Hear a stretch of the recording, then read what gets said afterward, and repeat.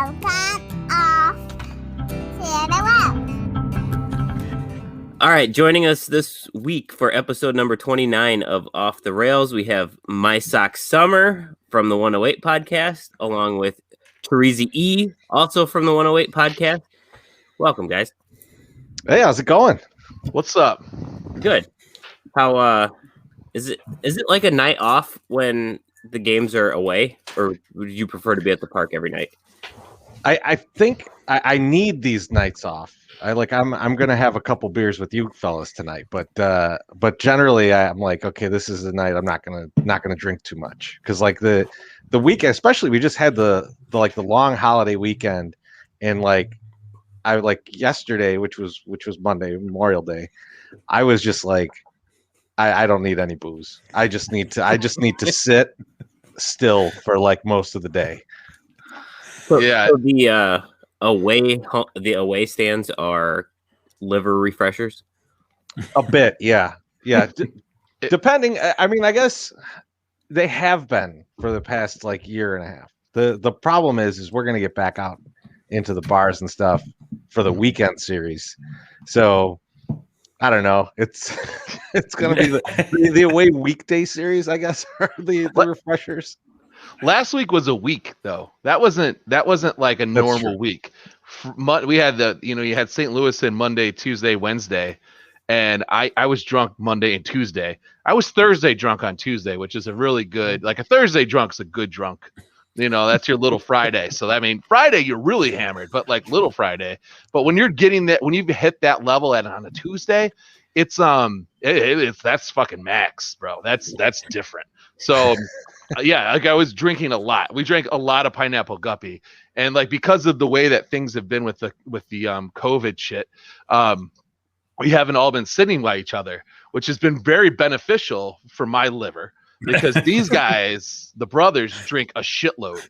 So like now that Beef Loaf is sitting directly behind me, it's like every fucking like inning he's throwing beers at me. So it's different. And Rick, and then you have to buy back because that's the way it is. But yeah, like yesterday was all like just, I have to do my laundry for like, these last however many games, or I have to clean up all this stuff that I haven't touched since last Monday because we've just been going to games. So it's been nice though. I mean, I like having the nights off, but I also like miss being able just to be like, all right, to like the household responsibilities, be like, all right, see you later. All right, I cooked dinner. Now I'm out of here. So are you guys going to be back in the regular seats soon, or they just kind of keep bouncing you around? We don't know, because this homestand is through, like, they considered this all like one homestand despite the trip to Cleveland. So through like June 16th, we have the same seats. So I'm sitting in the same section as MySoxSummer and Beef Loaf, but 23 rows apart. So I can't exactly pass beers back and forth with them. But I'm waiting for the vendors to come back. I'm hoping that the vendors come back before we even get back to the 108. So like I'm hoping that they are back like the next time I'm in the park, because then I could just tell them, hey, there's two fat guys down there. Go. We could just have rounds like that. They'll go, there's an old guy up there.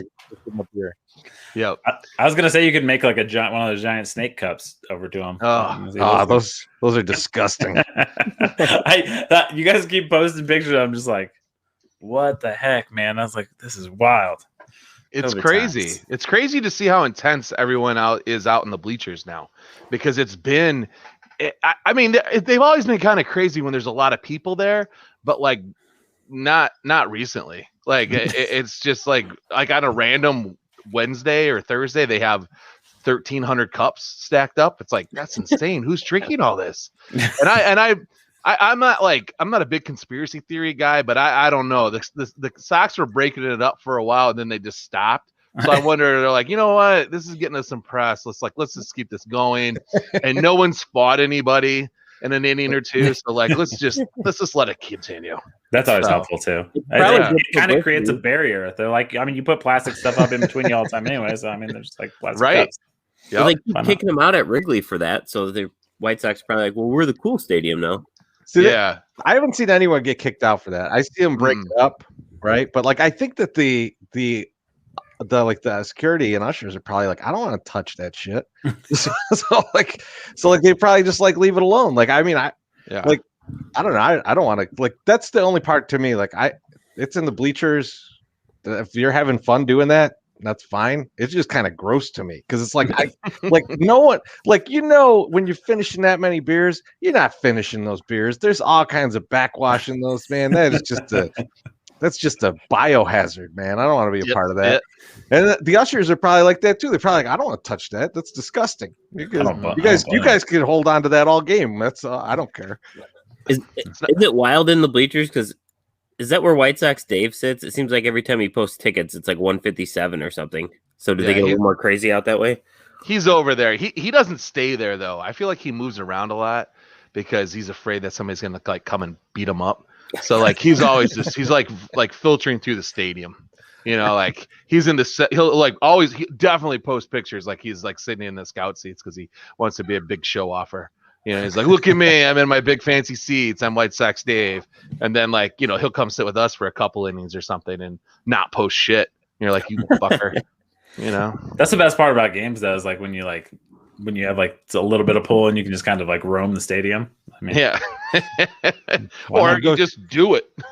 Yeah, that's true too. It seemed to be kind of easy. Like it really isn't, like they're not cracking down this year like they have in years past. So it's been pretty like easy to like move around. Like the ushers don't seem to give a fuck yet. They will, I'm sure, soon. Like when it starts filling up a little more, they'll probably get a little bit more hey, let me see your ticket. But what we've learned over the last year, like the last few years, is you just act like you know where you're going and then they just don't say anything to you. Like if you hesitate, like King Nam, our guy that eats like 149 and a half hot dogs one season, like he always is like weirded out, like he's gonna walk by the usher and they're gonna ask him, so he's already pulling out his phone, and I'm like, you got to stop that. Just go. Don't show him anything. Just go, because he's gonna be like, well, I only have 2 tickets for this area, but there's 3 of us, so like no, just go. Don't like when you're 18 and you're about to get carded at the door, and you're like, oh, really? You need to card me? How old I look? They had it blocked off right behind 108 when we were at the game. But like, I think we were technically supposed to stay on like the lower number side, but you could just go up either side of the section. Like Chorizy and Beefloaf were in 105 and we went over and sat with them. Nobody gave us any shit for anything. Yeah. And that was like when it was supposed to be on lockdown.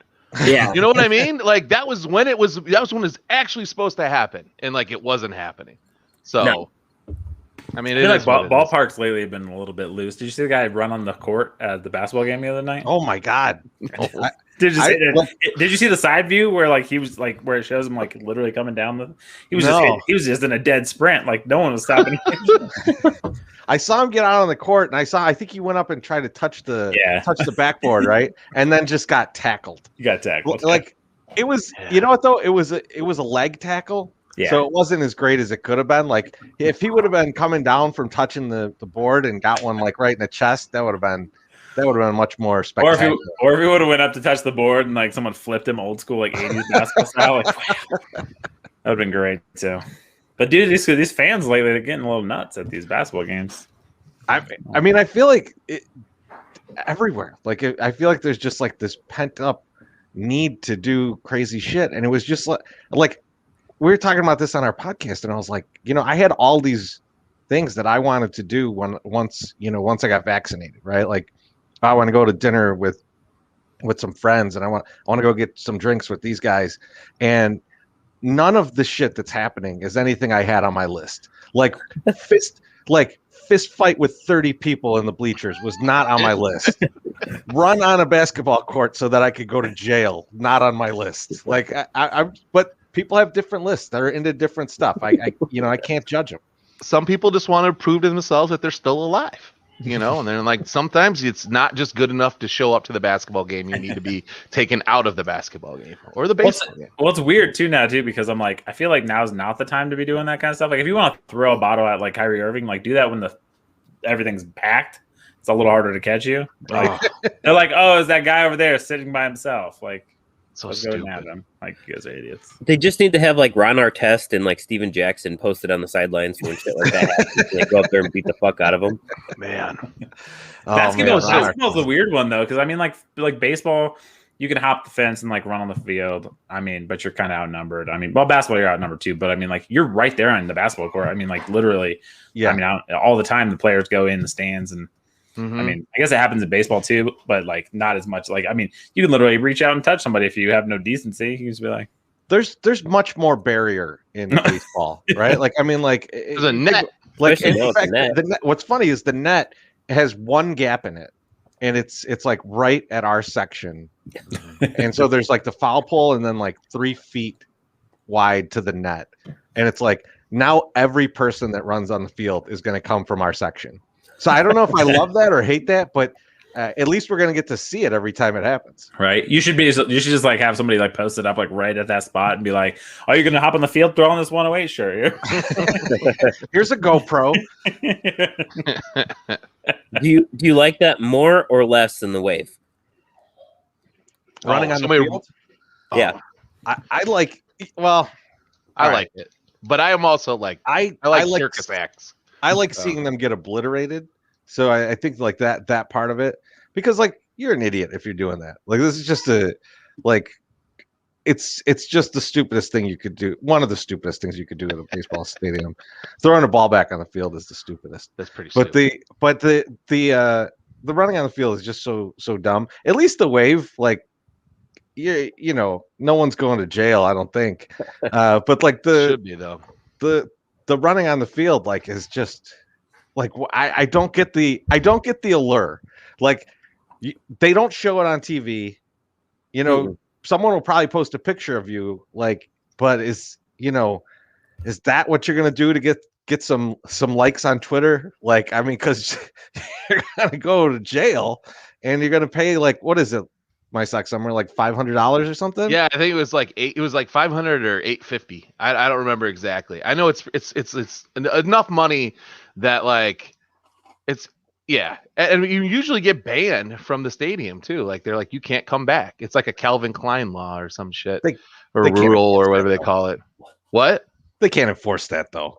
That's true. Because Slim Mick's been back at New Comiskey and he's supposedly banned from there. So like I don't know. I was there the day he got banned. That was awesome. So I mean, it's just like there's. I guess you don't have to use the retina scan every time, but I don't like the wave at all. And I love fights. I love watching people fight. That's fun, as long as the people are like don't get hurt, like or too hurt. Like I don't want to see somebody get really really hurt. Like just like fun hurt. Like the but the wave just angers me. Fun hurt. Yeah, like fun hurt. like I got a black eye or I broke a nose or something. Not like I lost my finger, or I feel like the I have fun a hurts. concussion and now I'm in a coma. Like that's not fun. Yeah, that's crazy. I feel like the fun hurts like me and my brother when like my brother put my head through a plate glass window and then like 30 minutes later we're playing PlayStation. Like as a kid, that's like the fun hurt. You're like, I'm just super glue that right back together and you're like just carry on. You're good. Dude, I mean, that's what you do as a kid, I mean, right. You're durable. Yeah, no, but I love all that goofy shit. I don't particularly care for the cup snakes, but that doesn't bother me. I guess it's funny. It's fun to watch. People get excited by it, and I'd rather watch that than watch the wave. The wave just angers me. And even this last weekend, like while they're doing it, like I was just getting so angry. Like this is ridiculous. Can the wave even be good if it's like socially distanced? It doesn't. I don't feel like the wave can. It's properly. When people were trying to start it when we were in pods, and I was just like, "What are you doing? There's no one for 50 feet. How are you going to start a wave?" But like this past weekend, like we're back in like 60%, or I don't know if it was 60%. It felt like a lot more, but they were able to do the wave. The thing is, like, I have this like hatred for the wave because there's only like you're either going to do it while it's a close game, and then why are you doing that? Because that's a stupid thing to do. Like trying to keep track of the wave while there's an awesome game going on is stupid. But then the other thing is when it's a reasonable time to do it means that like we're probably getting our asses kicked. So like I just hate it. Like it just makes me angry all the time when I see it. Yeah, it was 3-3, and they were starting. Yes, the other day when it was Tight happening, game. it was tied, and I was like, "What the fuck is happening?" Sit your ass down and drink some Goose Island beer. Jesus Christ, that's all you got to do. Nice plug. I don't mind that. Got to do So that. I noticed when I was at the game, and then I heard Dan Bernstein talk about it this morning on the score. How do you feel when fans boo the other team when they throw over for the first time? They just automatically boo. So I don't care that much about it. My wife hates it. She, because and she's absolutely right. For one, like, you know, this is part of the game. They're trying to hold the runner on. But two, let these idiots keep trying to throw over. So let them throw it away. We got guys that are really fast. Let the ball go flying and they just run off. Even the getting picked off recently. Tim Anderson's such a great base runner that he danced around and pointed Collins home to make sure that they got the most out of him getting picked off. Like that's the kind of thing, like, I'll take that over just like booing constantly for that. I don't know. It doesn't, like I said, it doesn't really bother me. I don't do it. I wonder if it's like an intimidation thing. Like the fans are just trying to intimidate the pitcher. They're like, "Don't you dare do that." Would that intimidate you? I would just keep but throwing like, over. I would just encourage you to do it more. Like there's like many like things that people do that they think works that like don't work, especially from the bleachers, like trying to punch a chick in the face when she's 2 rows above you, like she's just like swinging, like you're not Elastigirl. You're not going to nail her in the jaw. Like you got to get close there to hit her in the jaw. She was fucked when she did not have the higher ground by like a lot. Yeah. Like that's if you're above somebody, Star Wars, you're winning that. Yeah. I was gonna say the person with the lower ground is like completely screwed in the stands. First off, if you get hit and knocked out, you got the worst end. You could definitely do some damage rolling backwards. Yeah. But also, you're just in a bad position to start with. Especially if it's 2 females, because if it's a male and a male, like the one male, the low male, he could go right for the nuts, right? Because like that's right where you're going. So like you at least have a chance, but then you got to hit and just run. So like, because you're not going to beat them up at that point. So yeah. So you're fine with the low ground. You're gonna get in one nut shot, and then you're gonna run like out hell. of there. Run like hell. I mean, if you get I'm not doing that. I'm not getting in fights. I mean, if you get a good nut shot though, like he's definitely bending over, you can probably get a good combo punch face shot, uppercut him, and then get out of and then get out of there. That's true. So I feel like the move with every woman's fight, like if you really didn't want to be in the woman's fight and you were at a disadvantage, if you're a lady, is if she's wearing her jersey, you rip the jersey off. Most likely, she's going to try to cover herself, then you just dip. I think that's the way. I think that's low key. I think that's just how you want to see women. Like, you want to see some breasts, and that's okay. There's nothing wrong. It's never the good looking ones. I remember watching like a bar rescue, and this girl, this bar had like a bunch of fights in it, and the John Taffer's like, "This is how you break up these fights," and he's like, "You freeze these towels, and then you just put them on the back of the girls' necks, so like they get these frozen necks, and then they just like they go like that, and then you can grab them and pull them out." I'm like, that is just crazy, and I bet it works. Like if there's like a legit fight, you just put a frozen towel on the back of her neck, and like she's gonna be like, "All right, I'm done fighting. I don't want to fight anymore." But towels don't instantly freeze, so that means you have to keep frozen towels on hand because there's so many fights in your bar. Like, maybe new business plan. Maybe new business plan first. They were trying that, but they didn't want, the hooligans to keep coming back in and screwing up their new John Taffer bar. So that's probably actually a good plan though too, because like if you put it on and like they should react like that, right? But if they don't, then you're just like, well, we're not even trying to break that one up. Yeah, then you hit them with it. The frozen towel. You could do that too. You could pop them right in the jaw with a frozen towel. You guys could bring a cooler to the game of frozen 108 towels. And just sell it to the ushers. Or exchange it for beer. Start breaking up fights. Fight over there. James, I don't know if you know, but you can't bring anything into the park unless it's in a plastic bag. Like you can't even bring a full pizza in a pizza box, as I found out a couple years ago. I thought you could bring in some stuff. You can, and it depends who's like checking you at the gate. I mean, now it's like all pretty standard, but like back then, like I knew people that brought in cakes, full cakes with like a serving knife. It was plastic, but still a serving knife. And then I walk up with a full pizza in the box, and they were like, "Yeah, no, you can't bring this in." I was like, "Why can't I?" And they're like, "Because it's not in a plastic bag." I go, "So if I put a plastic bag around this entire thing, I can bring this in?" And they're like, "Yes." I go, "Okay, well, next time." So, have you tried it? No. There's actually one of the there's a comedian, I forgot who, Sarah Kalana, maybe. She's married to the kicker who used to kick for the Seattle Seahawks, and like she like has like a whole line of like women's bags that are made just to go to games, because like literally it's this like impossible. She's like, it's impossible to get in a damn game, even if like you're like, yeah. Well, right now especially, like you have to have like a clutch. Like the girls have to have a clutch. Yeah. How much do they search the diaper bags? I know you have to have a kid with the diaper bag. Yes. You need to have a kid. I haven't brought a diaper bag, and both my kids, thankfully, are out of that. But what I have noticed is that if you put anything in the bottom of the stroller, they ain't really looking. No, for sure. I could have like 18 bottles of Bacardi for Wally money in there, and they would never notice it. Well, yeah, normally you plastic bag, and you're good. Yeah. Well, that would be double, making it double secure, though. I mean, that's definitely how you do it. Do they check for the infant though? Like, because it says infant must be present. Like, if I brought a stroller, but it was like a Cabbage Patch doll in there, do you think they'd notice? If I was like, a case of beer underneath a Cabbage Patch doll, or in the Cabbage Patch doll, you'd probably have to go to a guy entering, because guys aren't going to be like, "Oh, look at the cute baby." They'll just be like, "Come on." If you get one of the women to do it, they're going to be like, "Oh, let me see." Yeah. I'll just put a little recorder in there and just have it like playing the kids screaming, just like, just let me through, guy. No, maybe you hit them with the the baby's sleeping move, like right, because it's so quiet usually when you're walking into a game. Like they usually can sleep through that shit. We're the Millers. That's what I noticed. Had the kilo of weed, and they were like, we got pulled over, and they're like, "Oh, the baby's sleeping. Let me see little LeBron." I'm trying to think of all the ways you could literally like just rig out like a stroller, like, you know, like the pipes, and like make them like hollow them out and like put like liquor lines in them and like taps on them. Bunch of edibles. Do a lot of that stuff.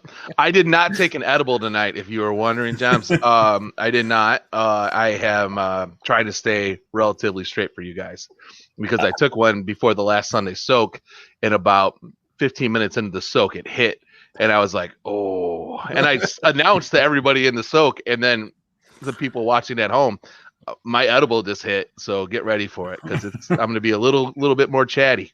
So, and I definitely was. He proceeded to tell a story that was 27 minutes. That's not true. 3 sentences. That's a bad word economy right there. Was it the same prom night pot story? You know what's funny is that, and I'll just tell this real quick, but I had some friends from high school come in and visit, but a friend from high school, and then his 3 sons, and they're all, one's in college and 2 of them are still in high school. And they came in and they're like, "Hey, we just heard your podcast. We listened to it on the way in." And I was like, "Oh, cool." And I didn't think about it. And then I'm talking through, of course, the conversation. I was like, "Hey, did you guys have a good time at prom?" And they're like, "Yeah, but not as fun as you did." And I was like, "Oh, yeah, that's right. You did hear that." And then the one guy's like, "What teacher was it?" And I told him, and he was like, "Oh, yeah, that's right. His daughter was in your class." And I was like, "Yep, 100%. He was just like, "Take it easy." Yeah, so it's pretty cool. Like, I had another friend from high school today, like, "I forgot you had a podcast. I'm listening to it today." I'm like, "Oh, I'm getting ready for the hey, where did you guys smoke up and not let me know? Why was I not involved in the smoking of the pot before we went to prom?" So it was very last minute, you know. It was just, I don't know, it was fun. It was a good time. It was a good remembrance. If I remember it now still, you know, it was definitely a good story. Proms are always weird. I don't know, like where you guys went to school, but like our prom was like so segmented that was like we had like way too many people. First off, like at the prom, because I graduated with 840 kids. So Jesus, it was just way too many than my entire high school. It's just too many kids. Gems, I'm surprised people. Did you guys do your prom at your high school, or was it like off location? It was off location. Yeah, ours was off location too. Ours was like at a hotel. I did not go to it. Why didn't you go to it? So, well, first of all, I didn't have a date. So then you kind of like, I don't want to go to this. And then my buddy was like, hey, we're doing this big party after prom. And he's like, I know you said you might not go. Do you think you could go to the hotel and just hang out there with a few people that are from, this other school? And I was like, so you guys are going to go pay money to go to this prom, and I'm going to go to the place with all of the beer and drugs for like hours before you get there. Yeah, I'm going to go to that place. So that made my decision fairly easy. How many whippets did you do in that hotel room before everybody else showed up? You know what?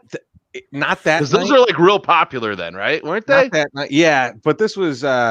This wasn't. I had a couple different groups I hung out with in high school. This wasn't that group. This wasn't the whippet crowd. This wasn't the whippet crowd, but there was a whippet crowd for sure. Dude, yeah. No, we had kids doing drugs at our prom, just at the prom. They weren't even trying to hide it. I was like, you guys are terrible at this. Did they get caught though? No. See, they're not terrible. But those are like, the future run on the field people. Those are the run on the field people in the future, because they're like, I'll never get caught for anything until that security guard lays you out in the middle of center field. I'm invisible. The crazy part was I went to like one of those like international baccalaureate schools. So like super smart. What the fuck is that? So they're like basically like it was a 4-point scale. I graduated. I was 670th in my class out of 840, and I had a 4.6. Oh, so dude, that just sucks. Like, you know what I'm saying? Like, so yeah, it was one of those schools where everyone was just too smart. And then, so like the kids who were doing drugs at prom were like full ride scholarship, 1600 SAT to Johns Hopkins University. You're like, that guy's going to operate on you someday. Great. So tell me this, because I've known two people that got 36 on their ACTs. Yeah. And both of those people failed out of college their first year and had to go to community college to get their GPA back up to get back into college. And my stupid ass got like a 22 or something on my ACT. I never one time had to leave school, nor did I fail anything. So I was like, what the fuck is this? Like, it has me concerned. Yeah. Sort of, but not really, because I'm like, they just don't know how to handle themselves. So maybe they needed to do whippets in front of like the principal, at the thing, just to like relax, because they're just like, oh fuck, this is gonna be a rough time here going to med school at Johns Hopkins. Well, that's the thing. I think old Johnny Hopkins. I know him. The kid that was like we went to high school together. Our valedictorian wasn't even the smartest kid at our school, so it was like, I think that was the thing. And then like when they graduated, they just all went on to like bigger schools and then they were like basically just normal. You know what I mean? You go from being like the super smart kid at your school to being like just normal because you're at a super smart school. So, well, you're at the super smart school. Like everyone's fucking smart, and you're like the bottom third of your class, and you have a higher than the acquired or the required GPA. Yeah, I mean, like, most of it was because I was just taking college classes already. Which helped. But I mean, were you just taking like art and music classes to like pump it up? Dude, no, actually, I was the president of the art club, so I did take an art class every year. But like, I enjoyed art. But like, I tried to. My senior year was like we did the block scheduling, so you had 4 classes a day, and 3 of my classes each day was PE. So that was my senior schedule. I was like, yeah, let's get this like real easy credits. So, were you an art major then? No, I was gonna actually go to be a PE teacher. That's actually that's what I was. That's why you were taking PE 3 times a day. That makes sense. I mean, I gotta get used to it. Well, I wasn't planning on staying in college more than like 1, maybe 2 years. I was going pro. That was the goal. Well, yeah, because you were a baseball player, right? Yeah. So yeah, like you had the big pop. You had the quick pop, 1.9 pop. I did. The best part is I'm a left-hander though, so it doesn't. That's really right. help me. That's right. So then they moved me a pitcher, and then I threw 91. So where'd you go to college? I went to college it's actually not even a college anymore. It's the best part. So I went to Cumberland County College in New Jersey. I thought you were going to say Trump University. I was nope. like, here it comes. Here it comes. Trump University. I got a really good set of steaks though, and some awesome vodka. I'm sorry. My first night in New Jersey, I was in New Jersey. My first night in New Jersey, I did stay in the Trump Hotel in Atlantic City, though. So I mean, pretty. So what was the name of the school? Because I just stepped all over that. No, it was called Cumberland County College, and now it's something like Rowan College of Cumberland Gap College Junior, something stupid. Did everybody call it the Cum College for short? No. We were too busy. Come on our land college. Yep. No, we used to, because we used to, surprisingly, no one probably thought of it, but we actually there was a college at the time. They had changed their name at end of freshman year. They were literally called Beaver College. And so you can imagine that got a little more play. Fun. So you got College and Beaver College. Yeah. Beef went to a school that changed names while he was there. So it was Rosary College when he started, and then they changed to Dominican University. And what was funny was it was technically Dominican University of Illinois, and it was you shouldn't use that acronym. So let's just call it Dominican University. DUI. That's a good one. I mean, they probably produced its namesakes a lot. So where did the glory ended when your arm fell apart, right? Pretty much, yeah. It snapped pretty much, the tendon popped off the bone twice, maybe 3 times, depending on how you look at it, I guess. I cringed when you said that on the podcast when you were talking to Beef. Yeah. And you said it so nonchalant. My arm just ripped off the bone, and I was just like, wow, what? Well, it's one of those weird things. I was actually literally, this is we'll go a little off track here, but I was talking to somebody the other day because the line of work I work in, I'm in stores and stuff, and I was talking about I was listening to a podcast about it's called Missing on 9/11. I don't know if you guys have seen this one, but basically this lady, she went, I guess she lived 900 feet from the World Trade Center. Didn't have anything to do with the World Trade Center. She was a doctor, but she was kind of had some double life shit going on, but she was married. Didn't come home on the 10th, and then the World Trade Center happened and no one's seen her since. So it's about that. But I was talking to this dude about it because he's like, oh, you listen to a podcast? I was like, yeah. And I was explaining to him. He was like, oh, I was 2. And I was like, I was a freshman in college. So fuck. Oh, for 9/11? Yeah. Yeah. That was my, I think, senior year of college. Yeah. Yeah. It's wild. I was in 6th grade. Yeah, 6th grade. I was working for Alice Cooper at his restaurant in downtown Phoenix. I don't know if you guys know, but I used to live out west. I didn't know that. I just want to throw that in there. That's make dope. sure you guys know that. Tell us more. Alice Cooper, big part of my childhood, to be honest with you. Really? Yeah, he was a Christian when I was there, or he still is a Christian. He became a born again Christian. His family was awesome. He was awesome.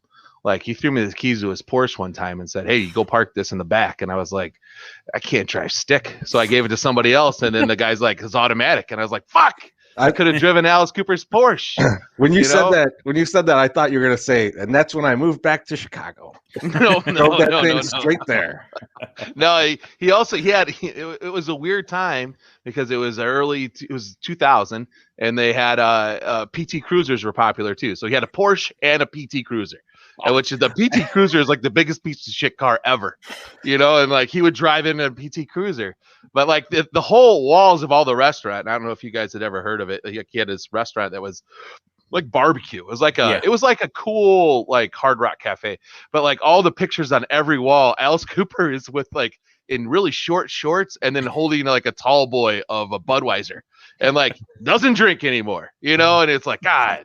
And they used to have a golf tournament and they tell stories, guys would be around, Mr. Belding was there. I've told this before, but Mr. Belding was at one of the golf tournaments and he's doing jello shots off of 18-year-olds at the bar. I'm like, this is insane. And I just had so much fun, in these little moments, I got paid jack shit, but I made a lot of good memories and a lot of things I can tell on podcasts. So it's it's fun. That's the best. I mean, that's the best part of living the life. Like this funny thing is like, so like, and this is going to be like sort of name drop, but like I was just talking before we got on to DeQuell Jackson, who played for the Colts and the Browns. And we just filmed his like first episode of his podcast, and then he's got a second one coming up. And I was like, and he's like, I worried I wouldn't have anything to say. And I'm like, dude, you played in the NFL. Like, didn't he deflate Tom Brady's ball? He caught the deflate kit ball. He's the one who intercepted Tom Brady. So I'm like, dude, you got plenty to say, I'm sure. We're deflated ball. Yeah. No, good job, Jebs. That's a good poll. No, but it's funny how like people are like, even like normal people, they're like, oh, you do podcasts? Like you like I listen and you have so much stuff, and I'm like, you have to have some life experience. I'm just saying like that you could talk about. Unless if you don't have enough life experience to talk about it on podcast, you are probably like the boringest person at the party. You're just like, don't go to the party, just stay home. Like, yeah, you need to start getting back out there. Just getting some material, man. Yeah, no, it's you have to. I mean, you have to have something to. My buddy Brant, who's a comedian, he for the longest time, his motto was like, I live my life for podcast stories. Like, he's like, what would I do right now? Well, if I get in trouble, at least I have something to talk about. You know, I think there's a definite like, it's a podcast, so not a lot of people listen to it.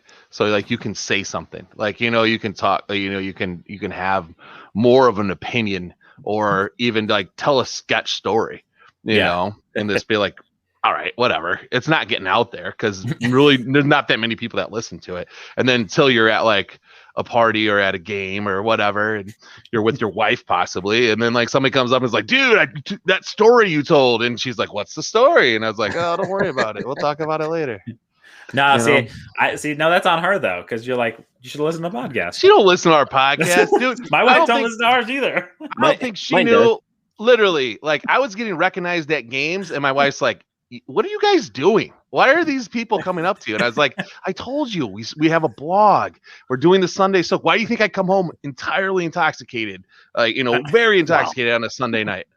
And she's like, I just didn't know it was that big. Like, it is. All right, it's getting there.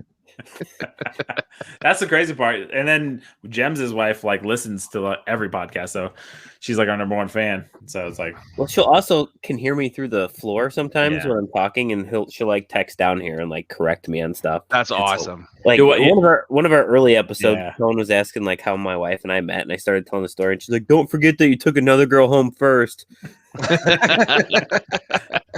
Well, now Chorizy-E's wife and Loaf's wife listens to our podcast, and they're probably our biggest fans. We used to actually do it in my kitchen, right? Like we used to record the whole podcast in my kitchen. So like all these sketch characters that we'd have on the show came through my home too. So like,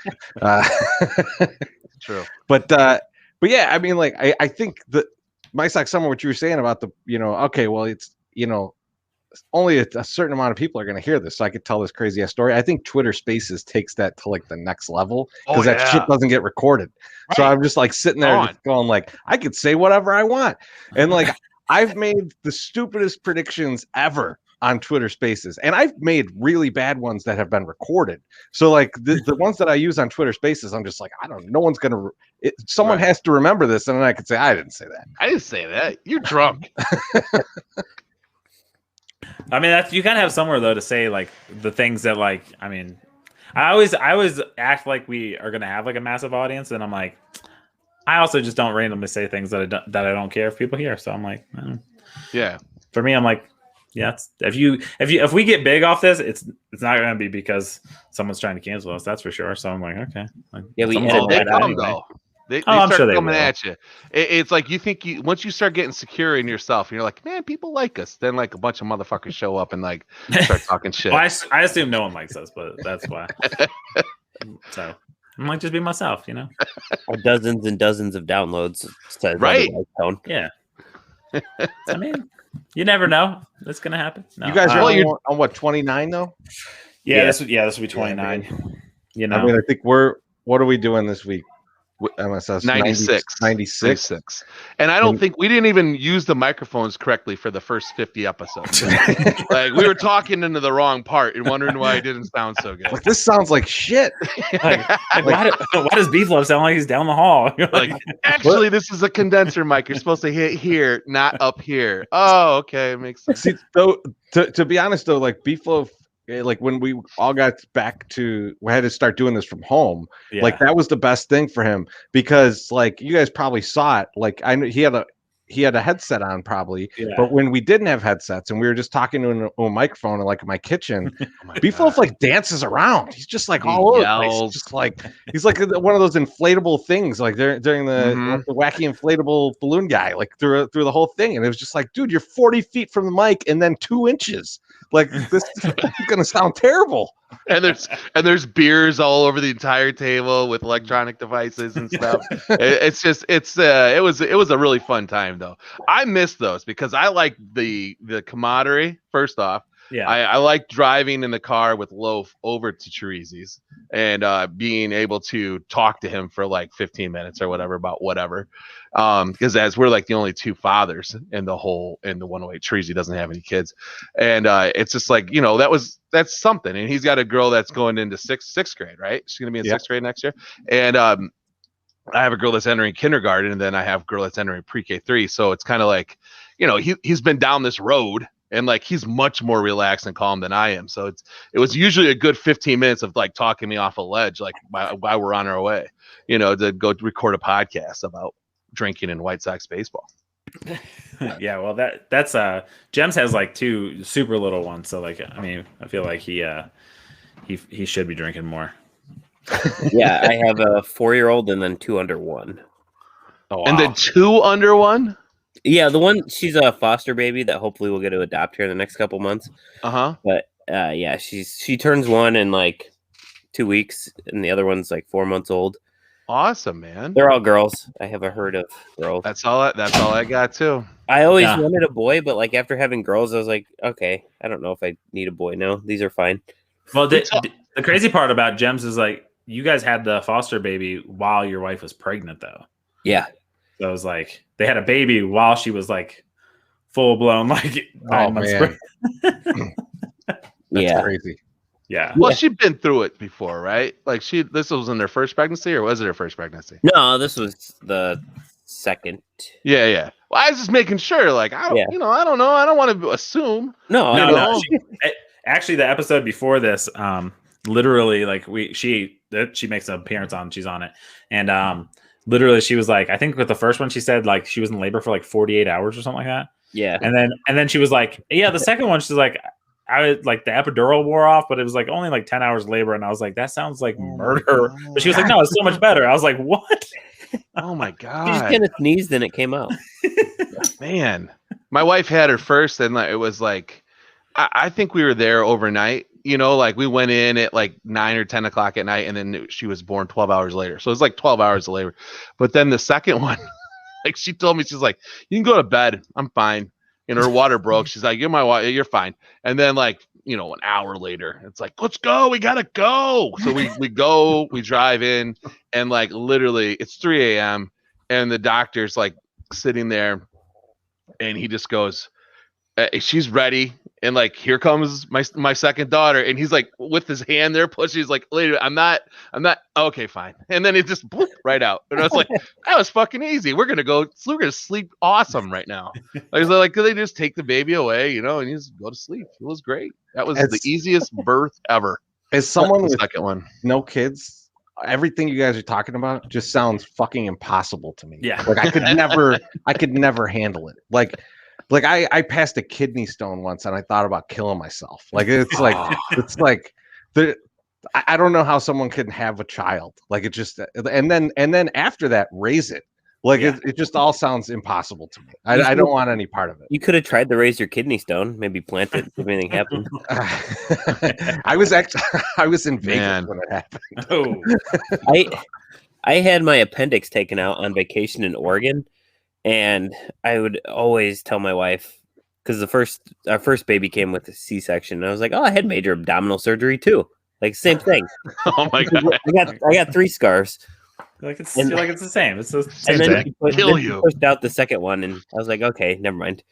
Dude, no, the C-section is worse though. It is worse. It's crazy. Like I think I told it on the last one, but like it kind of sounds like a dick move as a dad, but like with our son, who's our youngest, he's like 4. He was head down like 38 weeks, and then like my wife got all the way through labor. Like they let her get all the way through labor, and then we were there actually literally at the time of our 39th week appointment. And the doctor comes in, and he's like, I need an ultrasound.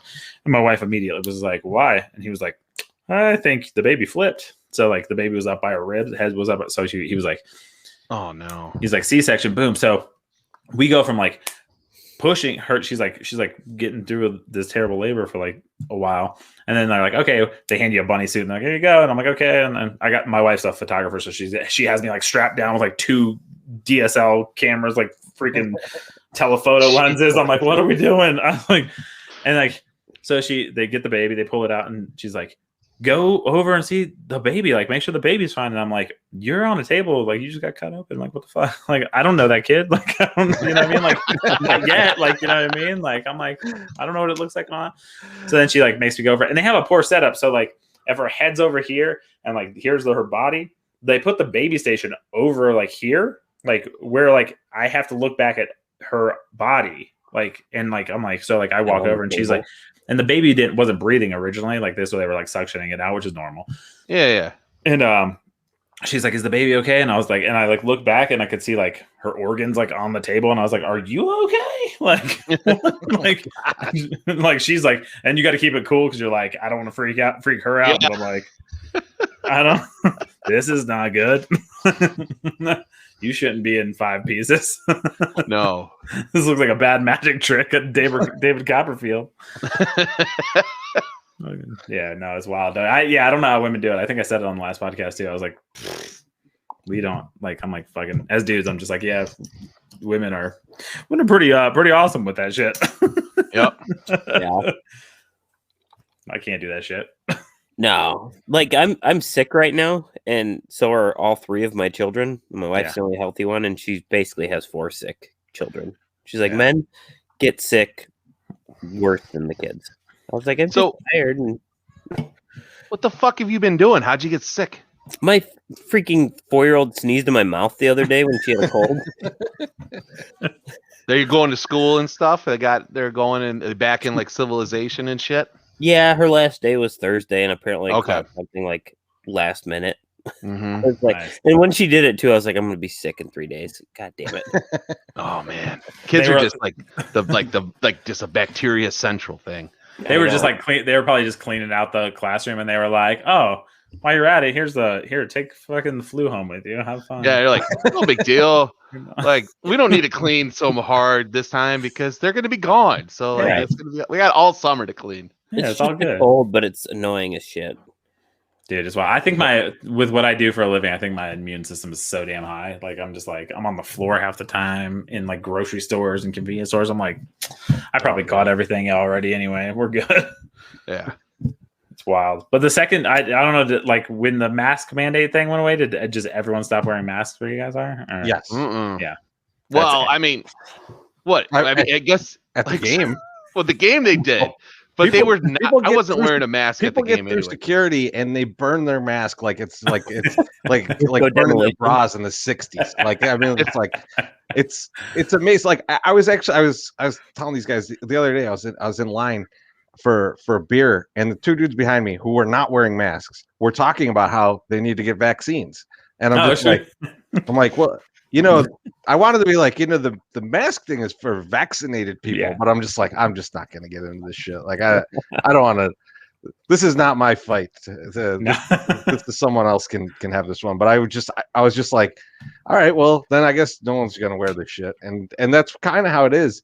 I mean, like, but MySoxSummer, you've been going to the gym, right? Yeah. Like, and so like people are still masked up at the gym mostly, right?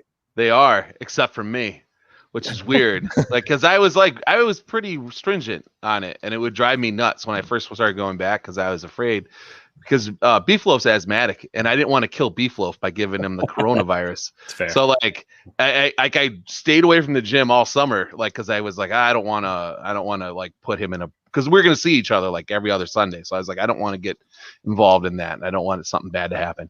And then after October, I started going back and then had it on. And then until these last 2 times that I went, I did not wear it at all. But most people are still wearing it. So I'm like, I don't know if these people are not vaccinated or they just don't fucking trust the thing. And I'm like, and so in my mind though, and I'm thinking about it, I'm like, it's still safe. Like, or still seems pretty safe because everybody else is masked. It's just not me, and I'm vaccinated, so it's like, okay, whatever, you know. And most of the time, people they have the mask on, but it's pulled down to their chin or their nose is out anyway. So it's like, it's not really that big of a deal. Like, they're still not masked. That was the funny thing when we first got back to the games, and like we were all still masked up, right?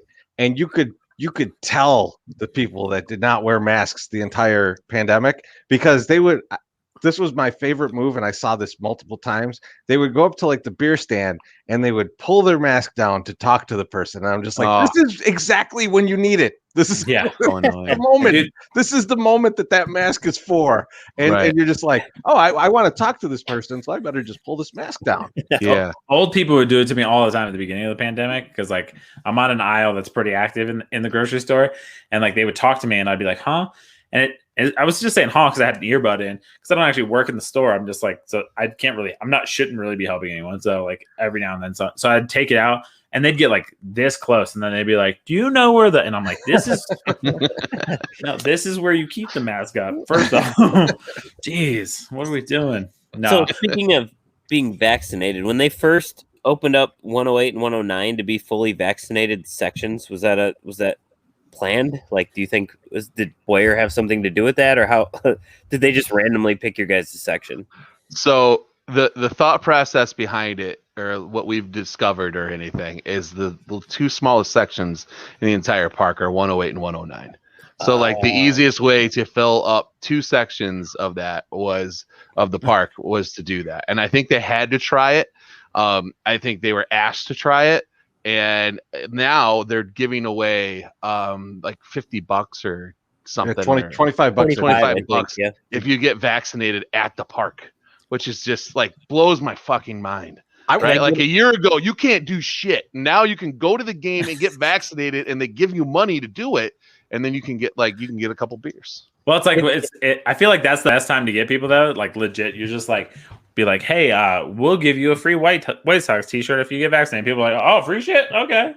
Yeah. Well, could I get another vaccine if I go to the game? Like, which one do they have? I have the Moderna. If they have like the Johnson & Johnson or the... I don't think you want the Johnson & Johnson one. I think that's the... I've thought about it, man. Like, I feel like after a few months, like, so there is going to be a point where this wears off, right? Right. Like, so if they're still offering this in like end of the season, I might go just get jabbed and just see how that works. That $25 is almost 2 beers.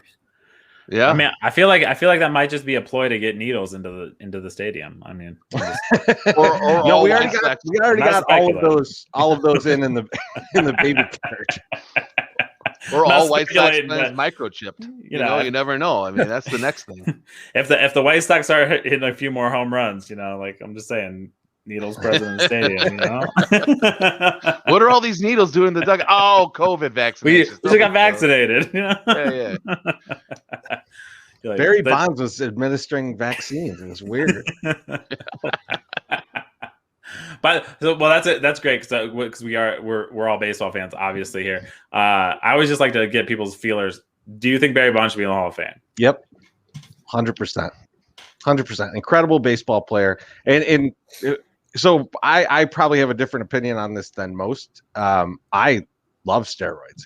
I think they should all just be roided out monsters just playing for my entertainment. But I mean, today they were going on and on about the pine tar in Karinchak's mitt. And I'm just like, I think it was like meth or something. That dude's on like meth or crack or something.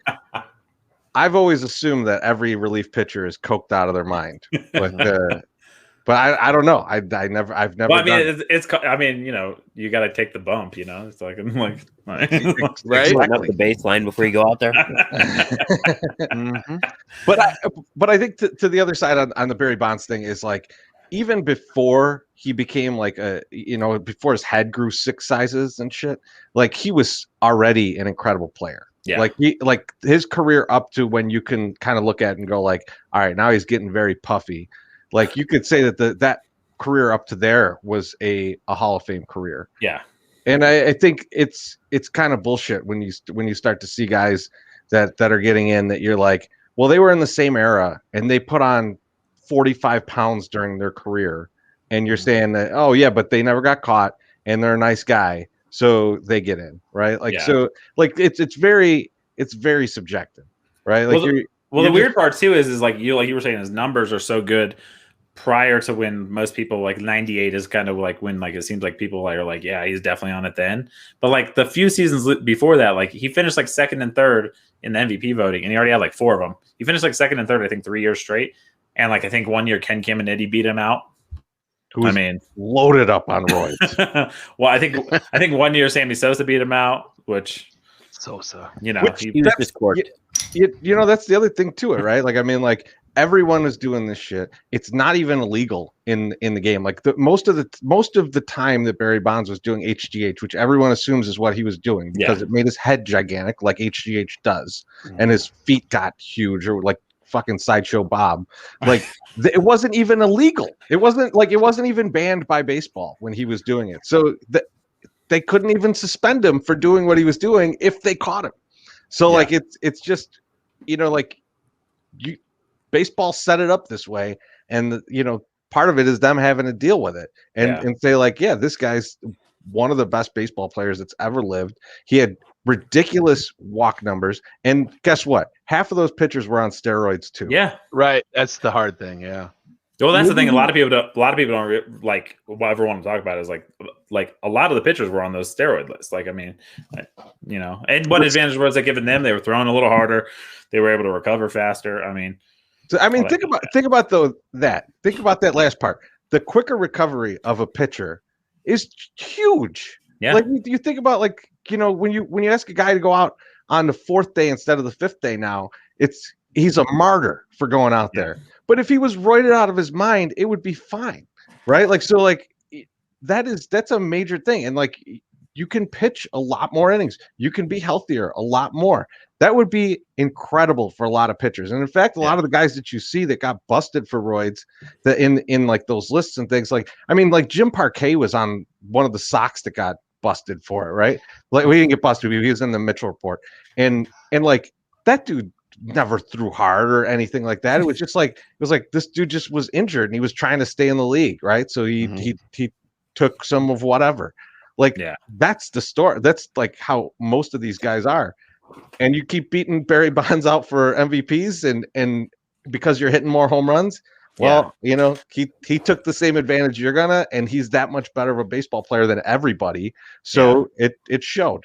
Well, that was the crazy thing about him being on the steroids, was like he was already level playing field. He was already just better than everybody, and then the steroids just kind of like amped it up to like a ridiculous level. I have an unpopular probably opinion that I'm pretty sure Cal Ripken Jr. was on HGH, but is that why he was 7 feet tall? He if you look at him now, he went from like Cal Ripken Jr. to like now he's like Steve Wilkos. Oh, that's rude. Man, I like Steve Wilkos. The one thing I always think about when I look at that era though is like, man, I wish Ken Griffey Jr. would have done some steroids. Dude, they had 1,000 home runs, man. He would have had that big, like in The Simpsons. Me and Jems actually talked about it. I don't think Frank Thomas was on steroids. No, because he was just a gigantic guy. Big, so like I'm like gigantic man. Yeah. I wouldn't. Well, now he's on the Nutrigenics though, so I mean he might be on steroids now, but that's steroids legal, Wang, man. He's a big man though. Like I remember seeing Frank Thomas in like spring training. I think 96, 96. And I mean he was just gigantic, and I'm 6'4". And at that time was probably like 250, and he was just huge. And I was like, my God, that guy is just big, and just his pants look painted on, and so did his jersey. Like you're just ripples, just arms massive. I'm like, no, I just never bought. I never bought that he did it. He was just always just naturally big. I mean, he played football. He was a football player, so I mean, it made Plus sense. he went after the people when they said that. Yeah, like a lot of people didn't go after those people because they're like, yeah, it's fucking true. Yeah, you know, like, but he was like, oh, okay, well, show me, tell me where I did this, produce anything. But that's also the thing I love about baseball is like one of the first games I ever went to was saw the White Sox play the Royals in Kauffman Stadium, and Frank Thomas was massive, and I think he hit a home run that game. And then, but the game ended with a Bob Hamlin walk-off home run, and I was like, Bob Hamlin was like the complete opposite. He was just a big, hefty dude, and just but they both were doing the same job. That's what I love about baseball. Yep. No, it's an everyman game. Hamlin was in that era of kind of doughy white guys that just DH'd and just played first base. But I always loved that era because they would stick those guys at third base too. Yeah, you'd see a Matt Stairs at third base every once in a while there. Well, it's funny because and then you just have all the weird I mean, I'm with you though. Steroid. If you took steroids, my problem with it is the game profited off of it. And that sucks because it's almost like as a parent, you're like, if you have kids, and you're like, hey, go run these drugs. Oh, you got caught with the drugs? Sorry. But we're clean and we made a shit ton of money. Yeah, but you take punishment. It's it's messed up. I'm like, that revived baseball. So yeah, they knew what they were doing. Yeah, it's messed up. I still wish the Expos were a team though. I mean, but whatever. I feel like they got lost in that shuffle. They traded all of their players to Cleveland, which upset me. But yeah, that was a bad trade. Terrible. That's one of the worst trades ever, by the way. They gave up Cliff Lee, Brandon Phillips. It was a bunch of dudes that just went bad trades. There's some bad baseball trades though, but the white flag trade. The white flag trade's still awful. The what was the Twins with the Giants when they traded? I think they traded AJ Pierzynski for their entire pitching staff, and then he lasted a year in San Francisco. I mean, it worked out for the Sox eventually, but it still sucked to see. Who did they get in that? The closer, Joe Nathan, right? And then I want to say it was Liriano, and then Boof Bonser. Boof Bonser is, you could keep Boof Bonser, but yeah, greatest name in baseball. They traded a lot for one AJ Pierzynski. I think my favorite name in baseball is Rusty Kuntz or Kuntz. They did a bobblehead of him 2 years ago with real hair, right? It wasn't a real hair Rusty Kuntz bobblehead. Yeah, with hair. Where'd they get the hair from? Oh, it's just it's like a fur. You don't want to know. Fur. It's all fake. It's all fake. I'm just there's kids somewhere with shaved heads. There's an AJ Pierzynski bobblehead with real hair too. When he was shock white during the blackout game or whatever. They made a real it's real hair. I don't know. It's just fabric, but it's just it's weird. It's poofy. So what's funny is I don't like it, but whatever. Yeah, when I grow my hair out really long and then I cut it and I donate it, and so my hair is white now because I'm old, and so I looked it up and I was like, what do they do with the white hair? Because I donate it so kids that have cancer and stuff will get a wig, right? Yeah. And I looked it up and it's we sell the hair that's the gray and white hair, we sell it so that we can pay for all of our expenses. And I'm like, now I know where they're selling it. They're selling it to bobblehead people to put on the bobbleheads. So MySoxSummer, some of my hair is probably in your basement. I just want to let you know. Not what it is. I just want to let you know. If you go to one of those Joanne Fabrics or whatever, the rolls of the stuff that's hair, whatever, and has a weird backing, that's what it is. It's that. Go smell it. I bet it smells like weed and Goose Island. You'll know it's me. I tell you what, every time I don't see you for 3 days, I just want to punch you right in the gut. I really do. You'll say something to anger me. Every time. It never fails. It never fails. When I don't see you on a daily basis, I just want to punch you sometimes. That's hilarious. I miss you too. Are you guys going to go back to recording in person for the regular podcast, or are you just going to leave it? I think we're gonna leave it for the regular podcast, but I think we will do some kind of in-person things. We're probably gonna set up. I had already brought some of the equipment down to Beef Loafs because we're like once the season really gets into mid-swing and we're coming back after the games and we're not like right now we're too annihilated after a game because we're just not in mid-season form. But once we get back into mid-season form, and then I think we can have a 30-40 minute show after like a Friday night game. We'll probably do some of those. Friday night game is very that's very adventurous, sir. Yeah, the Friday night game is like bad. Especially because like the Friday night is especially bad, like when it's like a 7:00 start and like you get out of work and then you go straight to I go straight to Beef Loaf's house and I'm just like I'm gonna eat at the park. Yeah, and then that shit never happens, and so like then you just drink like 40 beers and you just never ate all day, and it's like. Have you guys ever recorded at the park? Yes, we recorded from one of the suites. We interviewed Brooke Boyers during a game. Nice, and it was what was it like? It was like 3 hours because the game ended and we were still going, and he was telling us stories because he worked for the Bulls in the 90s. Oh shit! Yeah, it was like one of his first jobs out of college, and he was telling us a story about like Michael Jordan throwing a shoe at him. It was awesome. Like I was so disappointed when I watched The Last Dance and he never showed up because like the stories he told, I was like, he is right off camera for this, and we're not seeing it. We're not seeing, the security guard who's giving him the Jordan the shrug. The shrug. Like that's the exact opposite of how it was for Brooks, from what we understand. Is like for Jordan would have been like just humiliating him. so I wished we could have got some of that. I was like really dying for some of that action, but it just was not in the in the documentary. But we do like. That is one of my favorite podcasts we ever did. We also did a 90s Bulls draft in that. And he picked some guys only because of the stories that he had about them. It was pretty awesome. Like Judd Bushler and shit like that. So I think was Ron Harper one of his? Ron Harper, yeah. Because like Ron Harper talked some shit to him or something. Well, they were going to go to a club. Yeah. And there was Jordan. It was him, Ron Harper, Jordan, and Pippen, and like they're in the cab with Brooks, and like the cab driver pulls up. Brooks looks at all the guys and is like, "Listen, I'll go in, I'll get everything set.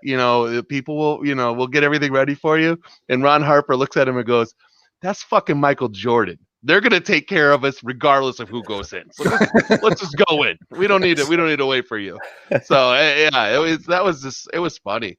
And he's got a wealth of stories. Like he talked about how Jerry told him like in 2005, like how he didn't deserve the ring because he hadn't been working there long enough. Like, 'cause it was like his first year or just second year or something. Wow. Right. 'Cause he goes, first year was real hard to sell tickets. And then in 2006, we're selling tickets like crazy. And I was in a meeting and I said, "Hey, did we ever discuss like maybe winning the World Series to sell tickets? Because this works great."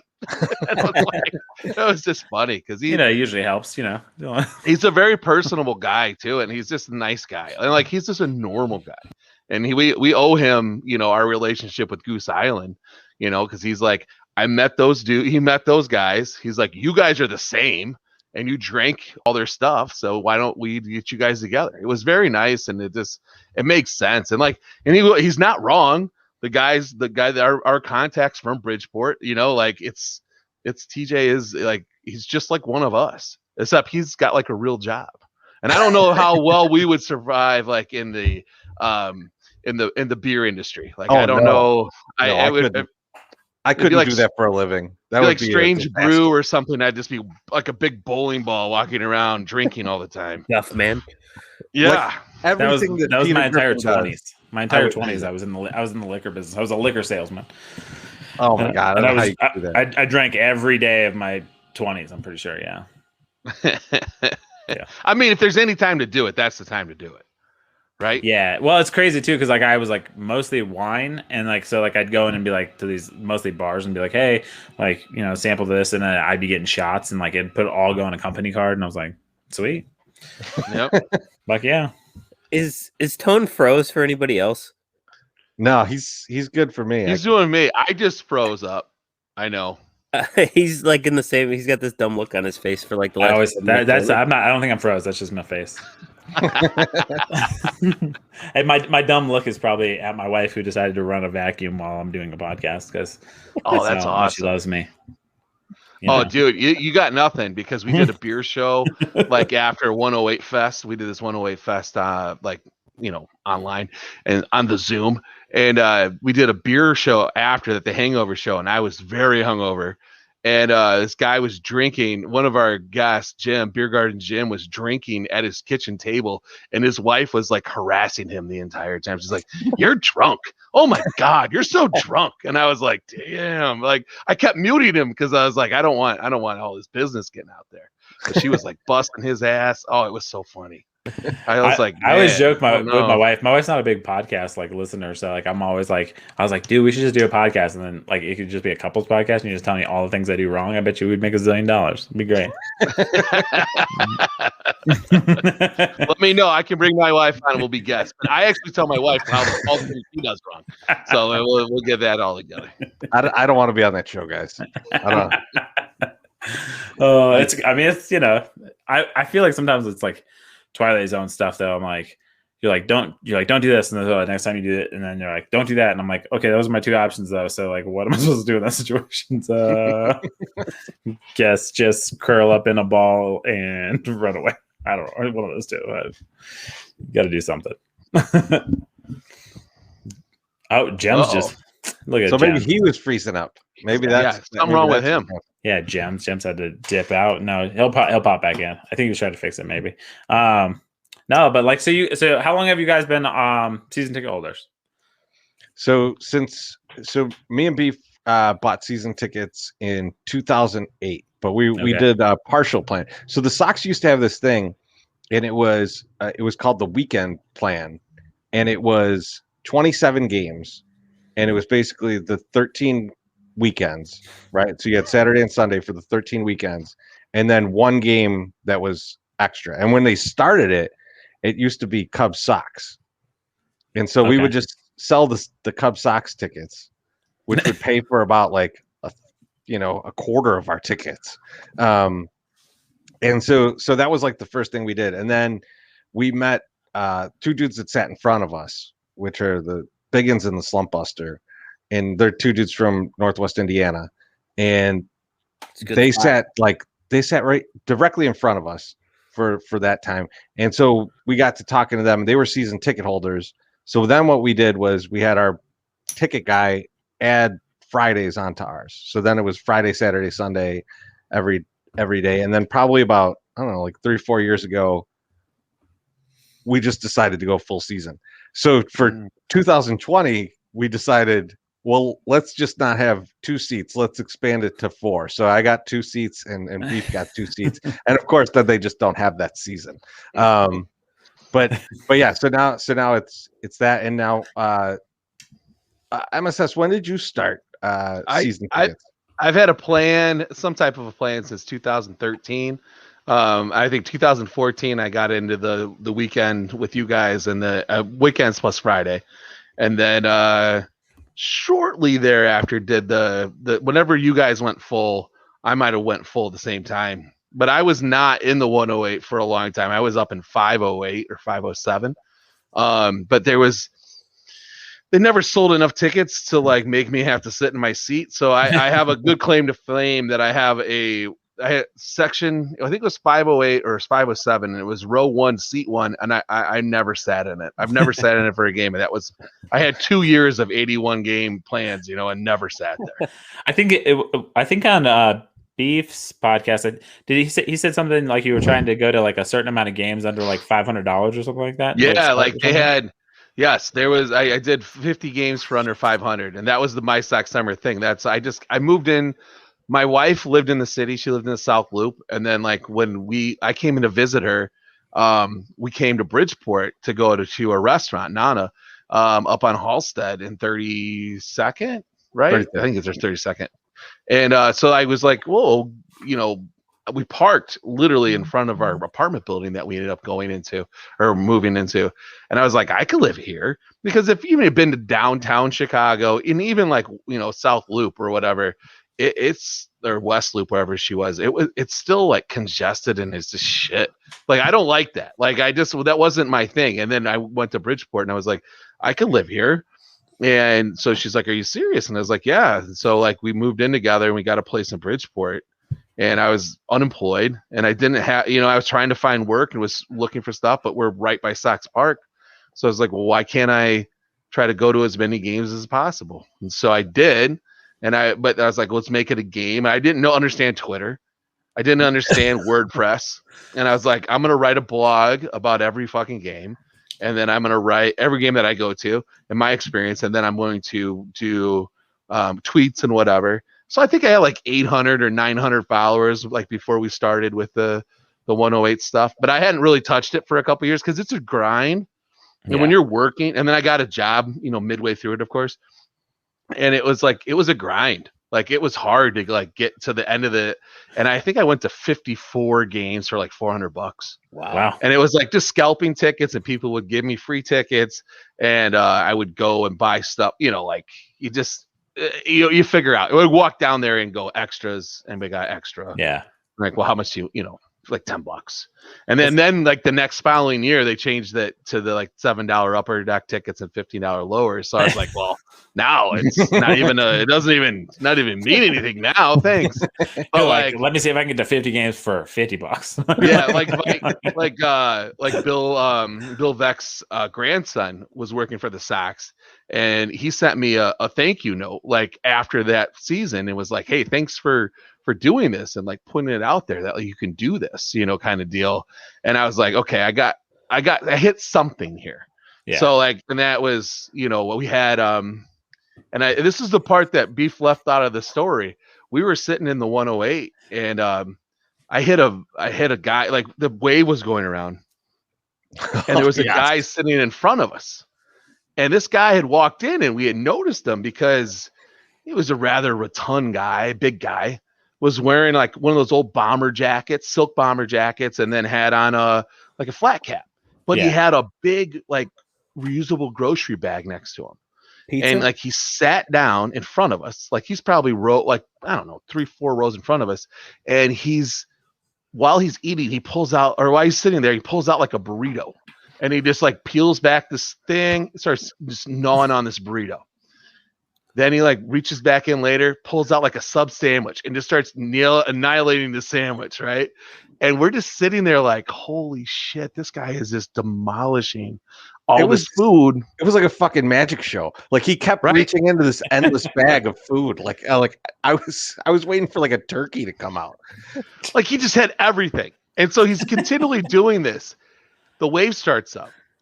And this guy, like it comes around like the first time it gets to us, and he just like throws his hand up and flips the bird to the wave, and we just fucking lose it. I'm like, this is awesome. Like, yes, we hate the wave too, right? And so I'm like, all right. So it's going around again, and I'm still not thinking, and like I don't take a video of it. He does it again. So I finally get my camera ready to go, and I have it in I think I had it in landscape. And it came around the next time, and I'm like, oh, shit, it's in landscape. And so, like, he'd flipped the bird, but it looked like shit. And so then the next time I had it portrait, got there, he did it. And then, like, I was immediately put it, or it was portrait first, then landscape.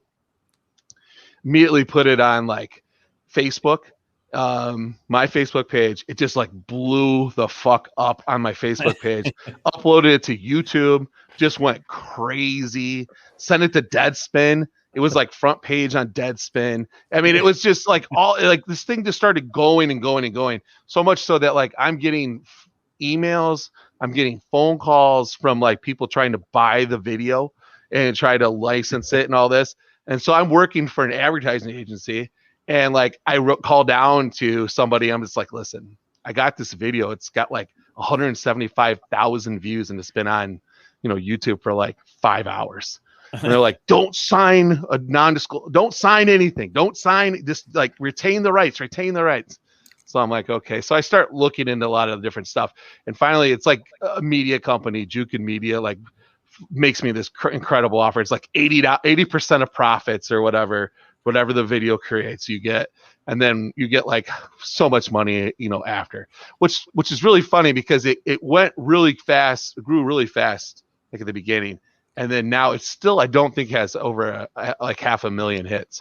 I'm looking at it right now. It has 499,000 views. It's so weird. Like it just stopped because right after you hit 500,000, then you make a shitload of money, or not a shitload, but you start making more money on it. But it's been on like Ridiculousness. It was on like some other like overseas shows. It's a funny video, and Loaf sees this and was like, we can make some money on this shit, so let's do this. No, that's not what he was thinking, but he was just like, he just got a little fame here. Like we can probably do something, in this, and we should get to this. We should do it. And he was right. Like it took a few years after we got it going to like get people to like kind of catch on with it. Like there was a lot of grinding, and I think I wrote a blog about it not too long ago. Like we used to post stuff. I used to post stuff on Reddit, and people would be like, fuck you. It's like, don't post this shit. This is dribble. Like tell this guy named Beef Loaf to stop calling himself Beef Loaf. Like get rid of it, and people were not friendly. I would post on Sox message boards, and they would be like, get this out of here. Like you can't promote your own site. You can't promote your own writing. You can't promote this. Like and I'm like, yeah, but because like you could make money off of it. And I was like, well, you're sharing ESPN, who's making tons of money off this. You're sharing Yahoo Sports, and they're making tons of money off this. Why wouldn't you want to give it to somebody, which we weren't making any money, so it didn't matter. It's just like, why are you so like against this? Well, so it was odd. It's changed. The landscape has definitely changed, but like back then it was just people were mean. They were just mean. Are you on any of those White Sox pages on Facebook, like the Pride and Passion or whatever? It's a shit show. You don't want to have me talk about Pride and Passion. I would love to hear it. So at one point, I get bad. So MySoxSummer used to smoke too. Like he quit smoking about a year ago? Over a year. Yeah, it was. And I remember there was a point where I told him, I was like, dude, you've got to either quit smoking or quit going on Facebook.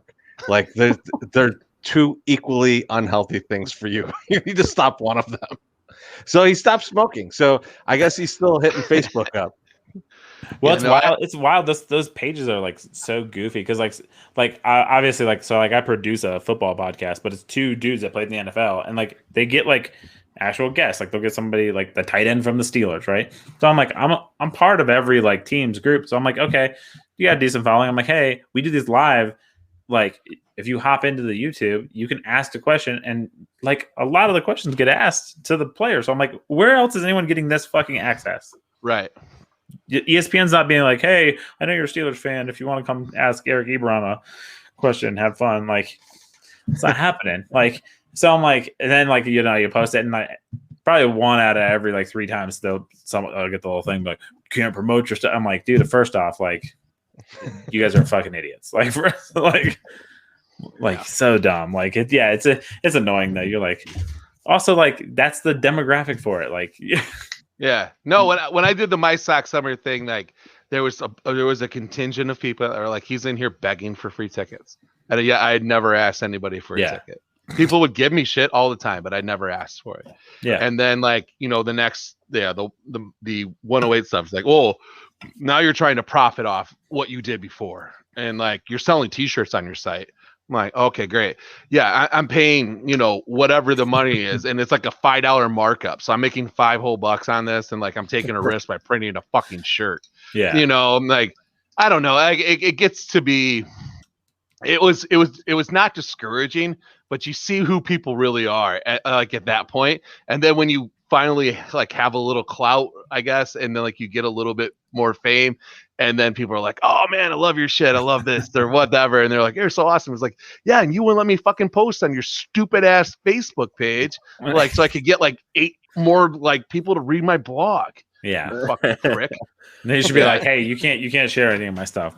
Yeah. No, I definitely like you brought up Pride and Passion, and I don't know if you know the whole story, but like I had to leave there because me and the main guy in that whole thing just do not see eye to eye.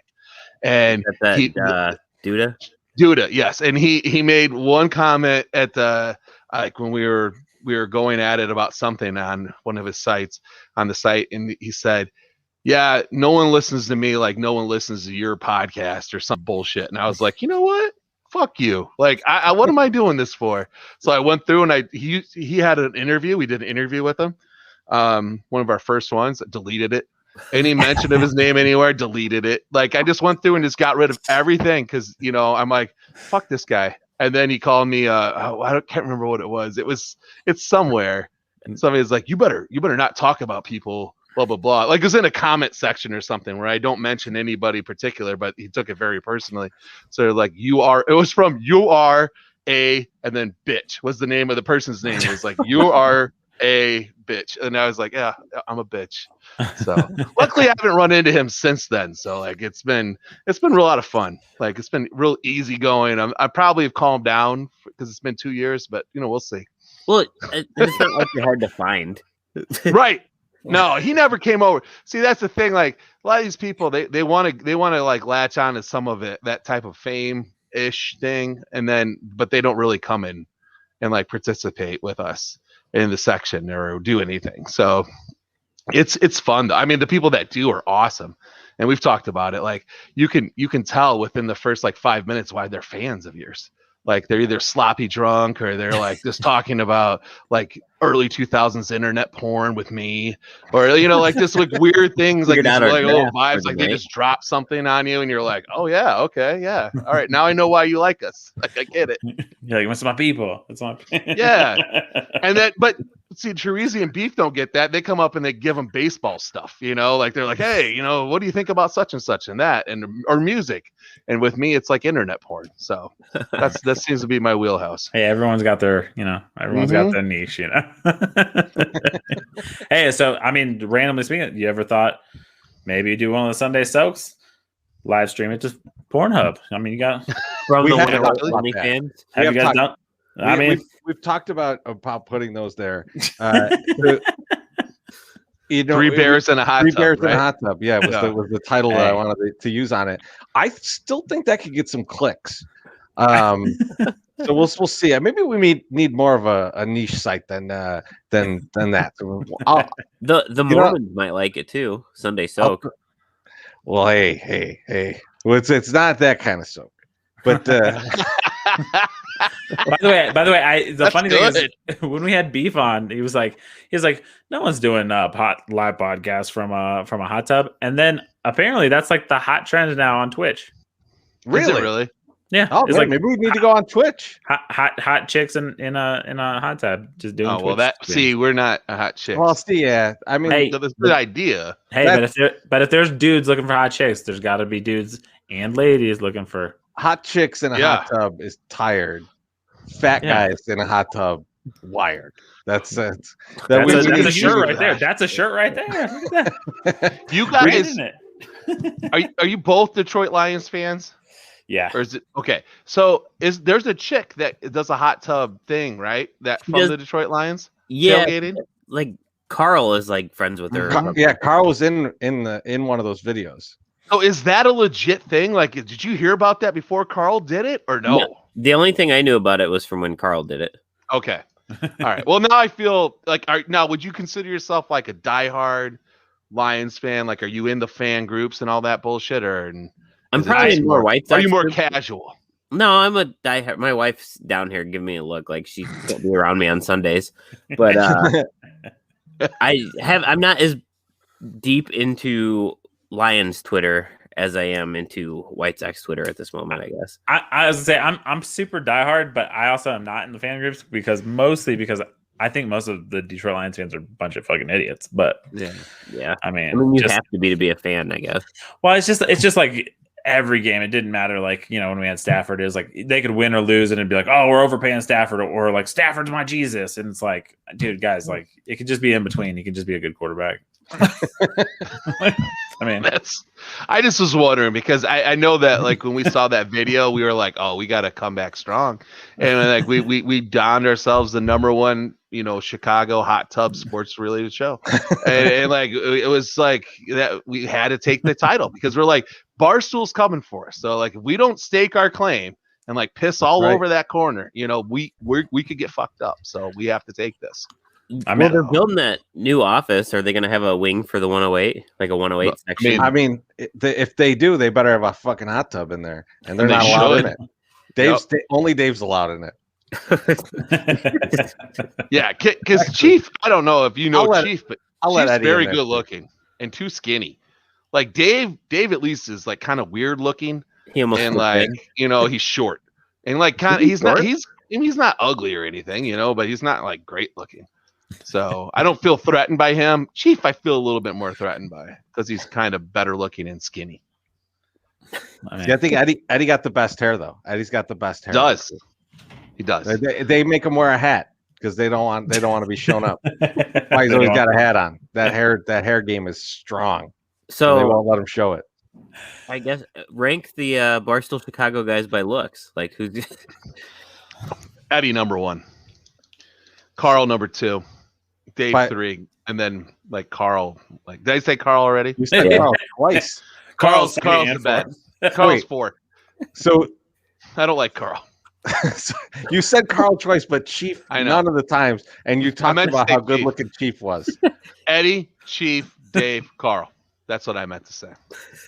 Dude, I've moved on to the Trulies, so I'm clearly a little drunk.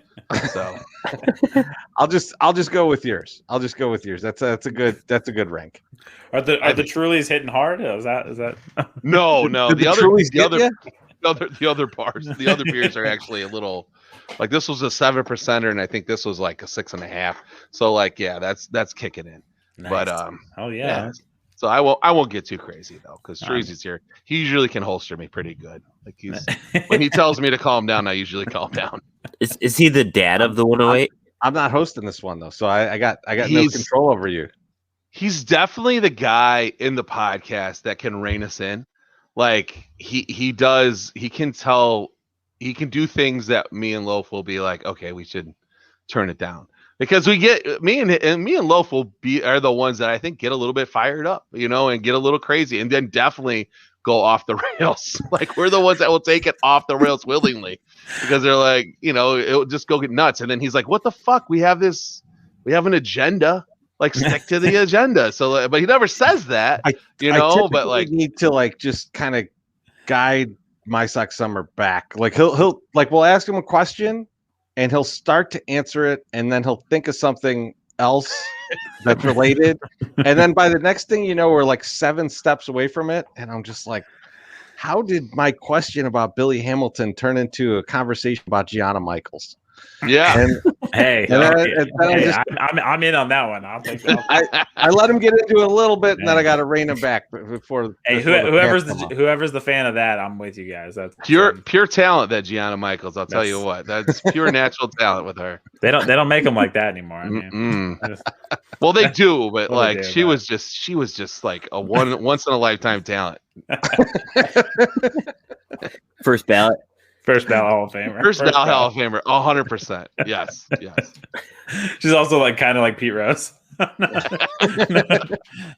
don't know if she gambled on porns, but maybe. Hey, you never know. Hey, can you? Because I would. I was like, that. It's legal. Gambling is legal now. You never know what you can bet on anymore. That's wild. No, I was gonna say our podcast is just missing a Chorizy then, because like we have no one to keep us on track. We're just like. I noticed that we're over here. We're way over here. Okay. I listened to the Loaf one today. I listened to I think half of it before, so I've listened to everything today because I was like, I want to be somewhat prepared going into this. And I was like, they kept up with them because Loaf like will talk.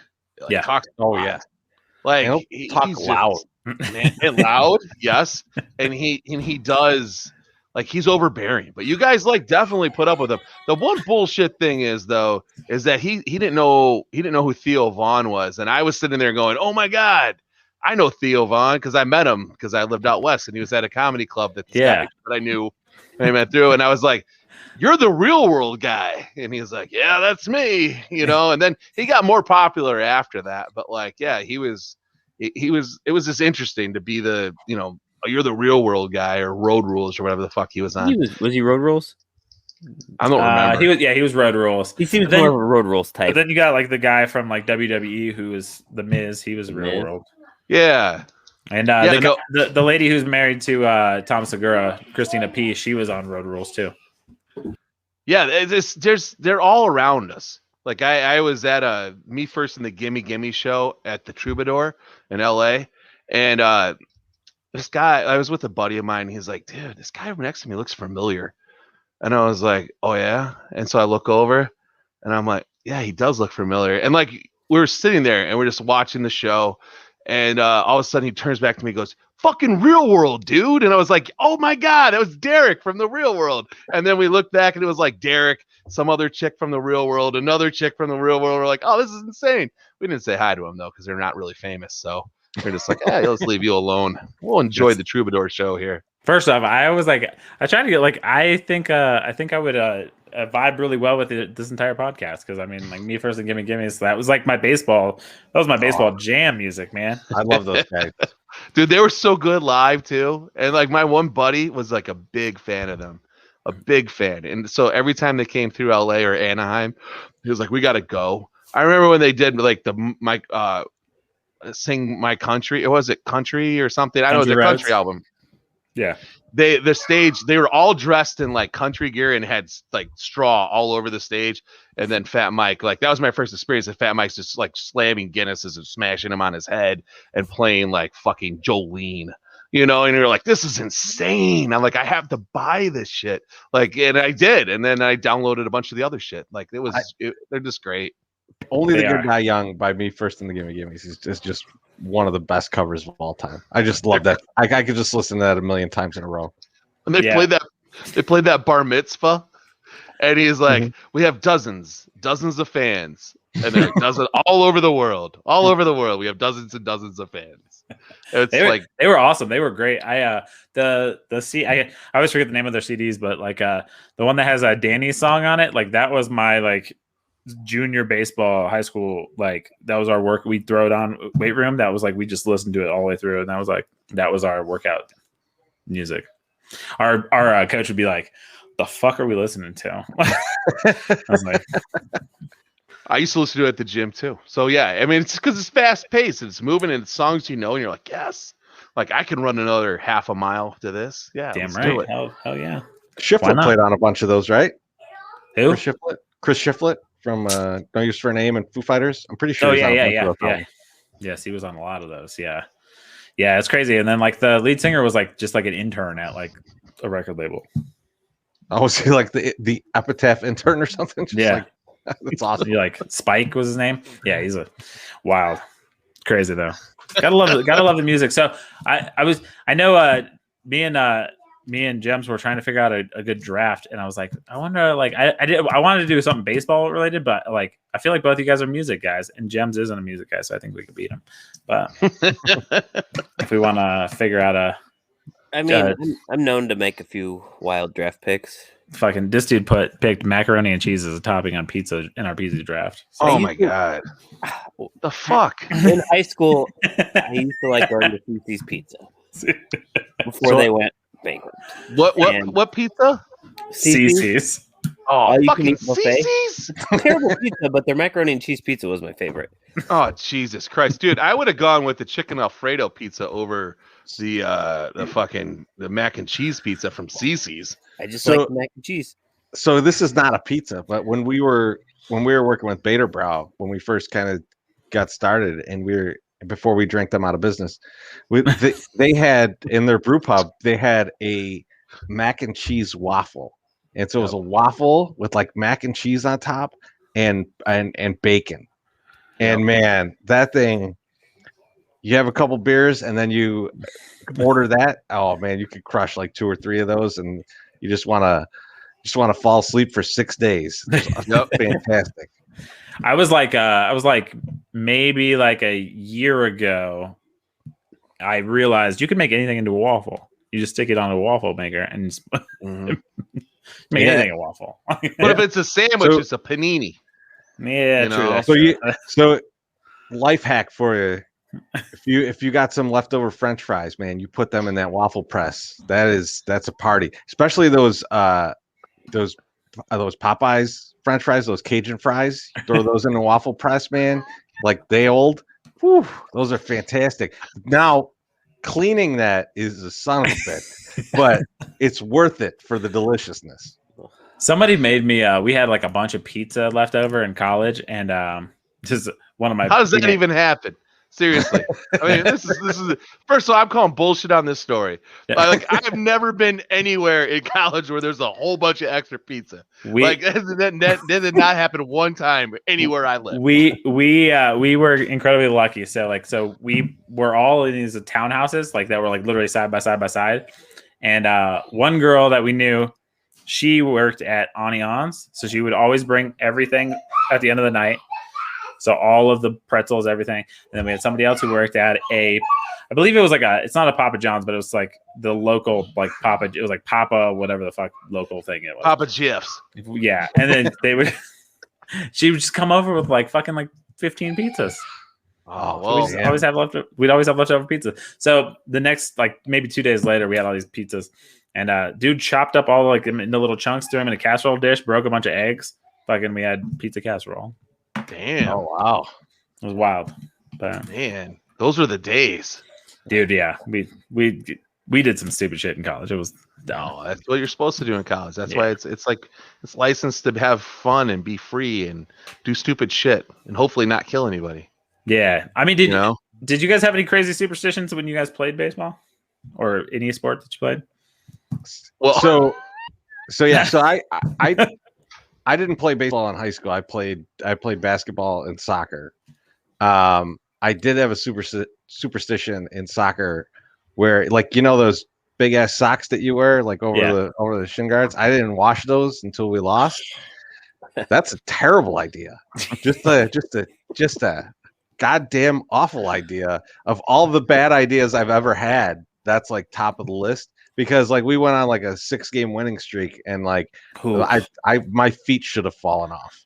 That's just one of the most disgusting things I've ever done. Although I have gone, I think 2 weeks without a shower back in when I used to work road crew, back in the day, and we had a contest, and so I went 2 weeks without a shower. I lost to a guy because a guy went 17 days without a shower, but then we found out that he had wet wipes, and I was like, that's cheating. That's cheating. That's performance enhancing, right? I'm fine with what Barry Bonds did. I'm not fine with that. That's good. Yeah, that's not good. That's not good. The only thing that I played well into my 6th grade year, and I think I would wear stirrups because I think one of our teams was the Tigers. And I had to wear stirrups, and I would put a baseball card of a guy that was doing well at that time in my stirrup, just so that I would maybe channel an Andre Dawson hit or something. And it never worked. I was horrible at baseball. You channeled Kevin Moss way more than you thought you right, would. Or a Kevin Mitchell. I would throw a Kevin Mitchell's card in there, whatever. I was horrible at baseball, and a lot of times, mostly because I had to play left field all the time, tough position, and which just sucks. It's not fun, and I'm not fast. I wasn't outfield fast. Is the worst. I have so much respect for outfielders, but it's the worst position. I just couldn't do it. And then when I would go up to go bat, I would get pegged by the ball. So I was afraid of the ball right away. And then I know this is nobody realizes this, but back when I was young, I was a skinny little kid. So that shit hurt, and I became a big baby, and I think that's one of the things that I have with my kids now. And tell them, I'm just toughen up, just write it out right now. Just get it over with now. Because when you're 15, you don't want to be crying, don't do that. And not that I was crying at 15. I was probably like 11 or 12, but still, it was like too we much. heard what you said. Right. Still a pussy. I was anyway. a psychopath when it came to that kind of stuff. Like, I mean, that was. I used to get pegged all the time. Dude. I had one good game a year when I played Little League, and it was against the team that had traded me over to this other team, which was the most fucked up thing you could ever do to a kid. Happened to me. I played like 6 like. I think it was like C ball, like because they had like different levels, like it was C, B, and A or whatever, like and depending on how like old you were. And I remember being in the C League or whatever, and like we won a championship. We did really well. And then they're like, listen, this kid, like my birthday's in August, but I graduated. Like when I graduated, everybody was a year older than me, and I turned whatever the required year was for the previous year the day before. I go to college or go to school. So like. I was a year younger, like for maturing. Like, so I was playing with younger kids because they were the same age as me. And they're like, no, he's actually this class. So then they pushed me forward. And now I'm playing against people that are a year older than me. And I'm like, I'm getting my ass handed to me left and right because I'm not mature. Like we had our 20-year reunion not too long ago. And it was like 5 or 6 years ago, but still, whatever. For the sake of this argument, we'll just say it was a while ago.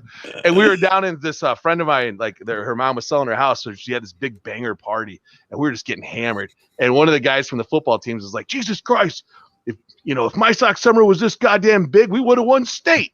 Christ, look at what happened here. And I'm like, Mike, I was a year younger than all of you guys. Like it wasn't fair, Plus I started smoking when I was in high school, so I was like, Like I gave up. Like that's about when I gave up with sports. It was like totally in high school. Like I did not play anything like junior year and on. I was like, I'm gonna go get a Fender Stratocaster and I'm gonna smoke Marble Lights or Marble Reds at that point. Then I got pushed up and started doing the Marble Reds or Marble Lights. Are you left-handed?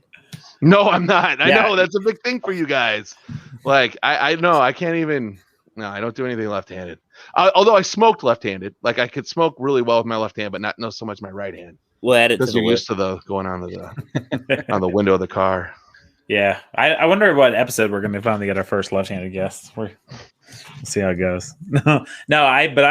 Dude, when I was like a little leaguer, when I got hit, I was like a psychopath. Though, like kids would hit me, like they would like the shoulder or whatever. I didn't care. I'd take a hit. I didn't give a fuck. And like they'd hit me, and then like everyone would be like, oh, like the crowd, because when someone gets hit, they're like ooh, like whatever, and then I just start laughing. And then like the kids were just like, what the fuck's wrong with this guy? And so I was like, yeah, that's kind of how I was like, whatever. I was like, it's gonna hurt. So you're like, whatever, like let's just make a joke out of it. Let's laugh. Yeah. I also played with a broken wrist though, like games like that. Like I was like, fuck this shit. Don't take me off the field. Man, see, this is how you make it, Chorizy. Yeah, I did not have this type of tenacity. Like, I was crazy in the sense that like me and one of my best friends were on different teams and we would throw at each other, but I never wanted to get hit. Like I wanted to hit him, but like when the tables were turned, I was like, oh shit, what did I get myself into, man? I don't want to get hit. That's gonna hurt. Yeah, we had my college was like that. One of the kids that I absolutely just didn't like was our second baseman. He'd always talk trash to me, and I was like, I pitch, and I'm gonna just throw at you every time. Like every time we do inter squads, I got the future baseball. Dad, look at this. Future baseball player of America. Right. Listen, my kids join in all of our podcasts like during the day when we do them. We do our pre-games. Like they'll just show up, and they'll be like, look in the thing, and then like, "What's up, buddy? Hi." Can you tell them what your name is? I am Ryan, and I have little stickers on. Yeah. Nice. Awesome. PJ Mask. His name, by the way, I don't know if you caught it. His name's Ryan. He's named after Ryan Sandberg. I heard that. Oh, yeah. I thought it was Ryan. And so nice to meet you, Ryan. I'm Chorizy. And I have a special surprise for you. Oh, yeah? Okay. What's the special surprise? It's a Funko Pop. He's giving everybody Funko Pops. He gave me like 7 big Funko Pops today. All right, go play with your Funko Pops. Say bye. Bye. I thought we were gonna start getting our Funko Pops on. I was gonna go get mine. Dude, he's got a hot collection. He pulls them out of the box though, so they're worthless. But he's got I just boxed up all the boxes today. They're not true. They're not worthless. Oh, okay. They're still worth something. I bought a This is a good story. Real quick. I was at a thrift store, and I go to thrift stores all the time, and I see a Bart Simpson Funko Pop in a bag for like $2 or whatever. And I'm like, I've never seen a Bart Simpson Funko Pop. I've never. So I pull it down and I throw it in the cart, and I'm walking around. So I'm checking on eBay, and like if it's in the box, it's like $400. If it's loose, it's like 200 and something. I was like, yeah, I think I'm gonna buy that. So like the rest of the trip, like I have it hidden because I'm like, I don't want any of these fucking asshole people scalping toys at the thrift store like me, like stealing it out of my bag. So yeah, I sold it, and it was funny because I sold it to somebody overseas, and then they claimed a loss after a week after it shipped, and I was like, it hasn't even got there yet. And so like because it's through eBay, I'm shipping, I still got my money, and I don't know, they probably filed a claim. So that it all worked out. But like, yeah, no, there's some of them are still worth money. That's but crazy. Yeah, it just depends. It's whatever how rare they are. Yeah, he's got I boxed up all of his boxes today because it's the craziest. I might as well like try to make money. You ever seen this Ryan's World kid? Have you ever seen this kid? He has like next time you're in Target, just go to the toy section. It's a little kid. He looks like a superhero. He started on YouTube opening up toys when he was like younger, and then like companies would start sending him toys, and then people would start buying it. Now he has his own line of toys. Kid made $150 million last year. He's 8. Jesus, what the hell are my kids doing? Yeah, so my son's 4, so he watches this stuff. So he's always like, every time I get him a Funko Pop, he'll like unbox and to nobody. Just he'll be sitting at the table. He'll be like, "Hey guys, today we have a blah," and he's just doing a show to no one. Like, so I'm like, I should probably just start recording this. Yeah, start recording that, man. It'd be nice if his dad had some like video editing skills or podcast skills. Or anything. Dude, I joke with my wife all the time because my daughters want to like start like their YouTube and stuff, and I'm like, okay, well, I guess we'll let them. And then my son's always like every day. So today's my day off. Tomorrow's my day off. He was like, Dad, he's like, we're gonna do a podcast today. So I'm like, I'm just gonna start doing 15-minute podcasts with him where he just talks and says whatever he wants, and then I'm just gonna post them. Yep. Just to do it. We could just put him and Claire on because Claire says the same stuff. Dude, Dad, we're gonna podcast today. Dude, we should. That's our guest for episode 30. I don't think my son's left-handed though. Hopefully Claire is left-handed, but she's not. No. She's also a Cubs fan. So damn it. Well, they're both Cubs fans, so no, yeah, it's yeah. I don't know. Yeah, I gotta, but it's crazy. Like the internet's wild. I mean, that's kind of like what we talked about with beef, though. It's like we would never meet half the people we meet, like without. No, it's true. So it's like, I mean, I wonder what people. I guess people just probably went to the local pub and got hammered drunk with their buddies. I guess, but you don't get quite the variety though. Yeah, when you do that, right? And you just don't get the connections. Like, I mean, like. Random connections just happen to me all the time. Gems knows I got a random connection over the weekend. It's just like just stupid stuff. I got texted the wrong number. I don't know if you guys are you guys big Discovery Channel watchers? Yes. Have you ever heard of the show How This Is Made? How It's Made? Yeah. I know which one you're talking about. Okay, so out of the blue, this Manhattan number texted me and was like, Hey, Mr. Brooks, is this still your number? And I was like, I know Ray Brooks. We've had him on the show, and like he does like wounded vet hockey, and so like I was gonna help him try to set up a tournament. So I was like, I know he sent out some emails with my number to him, so maybe that's where it got crossed up. So I was like, Ray Brooks, and he's like, no, and he's like, I'm looking for Colin Brooks, and I was like, okay, and then he's like, and then right after I was like, the voiceover guy, and I was like, the fuck, that's so weird. I was like, so I googled it, couldn't find anything. So I was like, I was like, I don't know Colin Brooks, but I was like, I do a podcast, and I can, if you ever need voiceover, just jokingly fucking just saying stupid shit. And then he was like, no, he's like, he was like, oh, that's cool. He's like, send me your portfolio. And then I was like, then he like sent over. He's like, oh, he's like, not Colin Brooks, Brooks Moore. He's the he said the Discovery Channel voiceover guy. So I was like, Brooks voiceover Discovery Channel. Just Googled it, and I was like, "Oh, Brooks Moore." I was like, "Is this who you're looking for?" He's like, "Yeah." Dude's won like an Emmy, like has done like the voice narration for like that show for like 10 years, like pretty I guess fairly famous inside that world. I was like, okay, like that's a random connection. So What? Dude, this other dude was like, "Oh, send me your portfolio once you have it up for like your podcast stuff." He's like, "I always get people to ask me like for random connections if I know anybody to do this, so maybe I can help you out and pass it along." I'm like, "That's the most random shit ever." Huh. So yeah, so just bump into random shit like that. Next thing you know, you're gonna be doing voiceover for pornography. It's gonna be just I'll do the intro to your guys' Sunday soaks. Sunday soaks. Right now, it's like music that you hear like at an all-inclusive resort spa. Like it is. That's what it sounds like. And then there's like water splashing across our faces. It's beautiful. I needed something that I didn't have the rights to. Yeah. So you got to go with the public domain shit. So that's pan flute music. Yeah.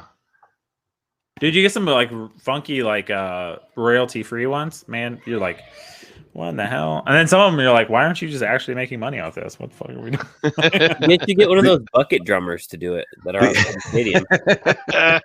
Bucket drummers, that's hilarious. The intro to our podcast is a band that I used to be in. So like that's the intro to our podcast. But for the Sunday Soak, I was like, I need something like kind of like piano-ish or something. It's like kind of cheesy, and like you could find a ton of public domain shit out there, and it's not good. But if you put it with water splashing over three fat guys, it's kind of funny. So that's what we went with. That's funny. You went with the early cheap laugh, right? I like it. Exactly. It's a good way to get people onto the podcast. It sounds like a Volvo commercial, but with fat guys and water. That's hilarious, dude. My son is going buck wild. I don't know what it's doing, but Jem's looking like he's about to fall asleep too, which is the funniest thing. I'm like, I don't have to work tomorrow. I don't have to work tomorrow, but Jem's probably does. Well, sweet. Well, I was gonna say, since we don't really have a draft set up, like maybe I don't really want to like just half-ass a draft, or should we? It's up to you guys, man. Whatever you guys want to do, I'm here for it. I can pull. I mean, I'll pull. I'm gonna say I have my phone. I can look stuff up if I have to. I think MySoxSummer is gone. He passed out, so we have to see what he's up to. So this is 100% a bathroom break for MySoxSummer. Nice. I think something music related. Music related is great. I think because it shows all of our different ages. But now we got to figure out maybe draft walk-up songs. Best walk-up songs. Now they don't have to be somebody's actually walk-up song, just like the greatest songs for walk-up songs. I could try. I'll try and do ones that I've seen used, and as long as we can include maybe some relief pitchers too. You can't take that, you son of a bitch. I like it. I know where you're going. I went real cheesy with mine. My number one overall is very easy, so I can wait to I can go fourth and I'll get it. So I was gonna say I'm definitely using the one I used in college. I'm drafting that as my coming out song. So all right, well, since you guys are the guest, this is weird. No, what? Hey, come on, man, don't be like that. No, since you guys, we've never had. By the way, you guys are breaking history for us. This is the first time we've had two guests on the podcast. One name. So congratulations to you guys. I mean, thank you. Go us. Of course, I have a coin here, and it's stuck under the Gems. Do you have a coin or Paul Konerko's arm you can flip? I do have Paul Konerko's arm, I think. Yep, right here. Okay, can you figure out heads or tails on that one? I have the one-armed statue. Broken Paul Konerko statue. Is it like fit? Does he have a solid fist? Like I was gonna say, maybe you can flip it, and like if it's fist down, it's tails. Or yeah, I'm gonna refresh my page again because it's starting to lag for me. Gems' internet is sick too. Yeah, that's how sick Gems is. His internet fucking is shit too. I like that. Like when this happens, I get pushed up.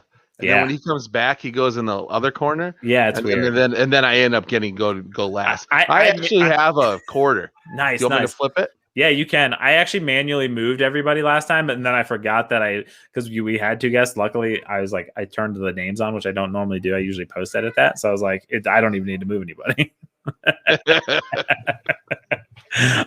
Yeah, you can flip a coin. All right. I don't know. Chorizy, you want to call? You call it. Sure. I'll go heads. Yeah, it's heads. You got it. So you get to pick wherever you want to pick between 1 to 4, and remember it's a 5-round draft. So I always forget who has the advantage on that, but I'll take 1 overall. okay. I'll just go first. I think 1 overall is the advantage anyway. I think you get the first wrap or something. MySoxSummer, where do you want to pick? I'm gonna take the 4th pick. Okay, so I'll be the first Gems. one. You obviously didn't hear, but Serpentine, right? Yep, Serpentine. I like it. Fucking Gems makes fun of me every time. I hate it. All right, Gems. So you got the pick between. I'm gonna let you pick between 2nd or 3rd. I don't care. Give me the 3rd pick, I guess. Are we doing 5 or 3 rounds? We're doing 5 rounds because we'll wing through them pretty fast, I'm sure. All right, so I'll take 2. All right, we can start the draft then. All right, so I'm up first, right? Yes. So this is a very short-lived walk-up song, but this was when Ken Griffey Jr. was with the White Sox. He walked out to Soul Glow from Coming to America. Nice. So the commercial song from Coming to America for the hair care product was Ken Griffey Jr.'s walk-up music with the Sox. I've never loved anything more than that. That's my number 1 overall. I love that. I think that was mentioned on the Beef podcast. It was. I was like, this is fucking lame, bro. That's what I was thinking all in my head. I loved it. I can never get enough of it. Since I have the 2 pick, I'll take my walkout song when I would come in relief. I used Enrique Iglesias' "Hero." I thought that. Oh man, it's a great song. Wow, great, good great, lord, great coming out of the bullpen song. You know what I'm saying? My God. Yeah, I'm impressed how clever you were, even in the 80s, Tone. Dude, hey, fuck you, man. Just because you were born in the fucking 2000s. 90. Fucking 90. Yeah. My walkout song in college was Santeria, and I didn't really smoke pot or anything. I just really liked Sublime at the time. Damn. I'm just gonna pick Santeria. That's a good song. I love me some Sublime. I'd say that. That wouldn't be my song that I would pick up some Sublime, but that's okay. It was a very anxious time to be like, hey, I need a song that's gonna play when you go off the pitch. Like, I don't know. Now, like in high school, I used "Jump" by Van Halen because I just like put shuffle on my iPod and picked one. Yeah. See, I mean, like, God damn it! See that I phased out on you. I'd be like Saw Red from Sublime. Like it's just a little bit more like hyped up, you know. I need something a little bit like get me going. I got the turnaround. I'm gonna go with Paul Konerko's walk-up song, which was "Harvester of Sorrow." I thought that's a fucking great one. Great one. And then also, and I don't know if this was like his entire career, but Mark McGuire used to come out to "Welcome to the Jungle." And those will be the 2 that I would go. Like I think those are just like end all be all. I mean, there's Metallica has a couple other like great ones, and I'm sure we'll get there. But yeah, but "Welcome to the Jungle" I think was like the best walk up sound like probably ever because it just has that beginning, and it was just like and then you saw this big ginger coming out, and he was just going to demolish this baseball, you know, and you saw his tree trunk arms, and he was just like roided out to his brain, and he's just like, yes, kill this ball. It was great. It was a great time to watch baseball. Joaquin Soria used to come into that. For his, did he really? Yeah, because I remember I made one of my bold predictions that the year that we had Soria was that he was going to bring back "Welcome to the Jungle." Did he? He did not. Oh, I told you my predictions are always wrong. They're pretty bad. What did you make for this season? Like, how did you predict the White Sox season would go? For this season? Yeah. Or for that season? Or no, for this one. Like, if your predictions are always wrong. For this one, I had them winning the division, but that was it. So, like, not making really far in the playoffs, just winning the division. Okay, good. I picked like an over. I think I picked over 93 wins because I think that was what it was, right? Like, it was projected 93 wins. I picked an over. That was before everybody fucking broke. So, yeah, I'm probably fucked, but yep. You'll be all right. So this might have been Gordon Beckham's walkout song, and for some reason it's stuck in my head. Did he have the Summer of '69? No, he was the outfield. Oh, it was right? the outfield. Yeah, you're right. Mhm. I'm still taking Summer of Josie. '69. That's what I had in my head this whole time. So That's a good song, That's a though. great song. That's not a bad song. yeah, That did Me First and Gimme Gimme's redo that song? Or someone else did. I can't remember. I don't know. I feel like that's of Me First and then Gimme Gimme's. It does sound like it. It probably I is. just assume they've covered everything. Yeah. Well, yeah. This is totally like I'm just gonna be like contrarian in my pick here. If I was a baseball player, I would do the 7th inning stretch song as my walkout song, just because I thought it was funny as fuck. What? Take me out to the ball game. So you're doing every Take time. Me Out to the Ball Game. Just as my walk up song. That's where you lose the draft, sir. Good job, Tone. Just lost the draft. Picking the 7th inning song. Is Just because I feel like it would fuck everybody up though. They'd be like, "Is it 7th? Oh fuck! Oh no, it's just in." Okay. even better. Never mind. Are you gonna go God Bless America for like your next pick? So, am I up for the turnaround? You got the turnaround, yeah. Can I get the? I'll do the national anthem. No. So, That's where I was gonna go. so I specifically asked for closers so that I could do these two, but I'm gonna do the Trevor Hoffman Hell's Bells. I always thought that was an excellent walk up song for a closer, and then I mean like. The ultimate closer music from like the ultimate closer, Mariano Rivera, Enter Sandman, like that. Those are awesome. Like I love it. You can't go wrong with Enter Sandman. I mean, it's that Mariano Rivera's. I feel like one of the few baseball players where like even if you're not a Yankees fan, you're like, yeah, that guy's fucking good no matter what. Like you're not even going to debate it. He threw one pitch for like 40 years, and no one could hit it. Which is hilarious. Those are good picks. I'm gonna go hip hop because I think the build is good. I'm gonna do Outkast Rosa Parks. Oh, nice.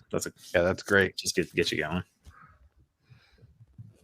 Man, I'm just gonna go off of what was on our warm up CD in high school, and I'm a scat man. Oh man. I mean. Wait a minute. Which one of you is friends with George McAfee? Like John McAfee. John McAfee. Because when you're dropping that, and then now you're saying scat, and it's like, got me thinking. That's a random. Yeah. No idea why it was on there, but I definitely thought when you said the warm up ones, I was like, there's a couple ones that I'm like, okay, you're probably going with this one or this one or this one. That was not the one I thought.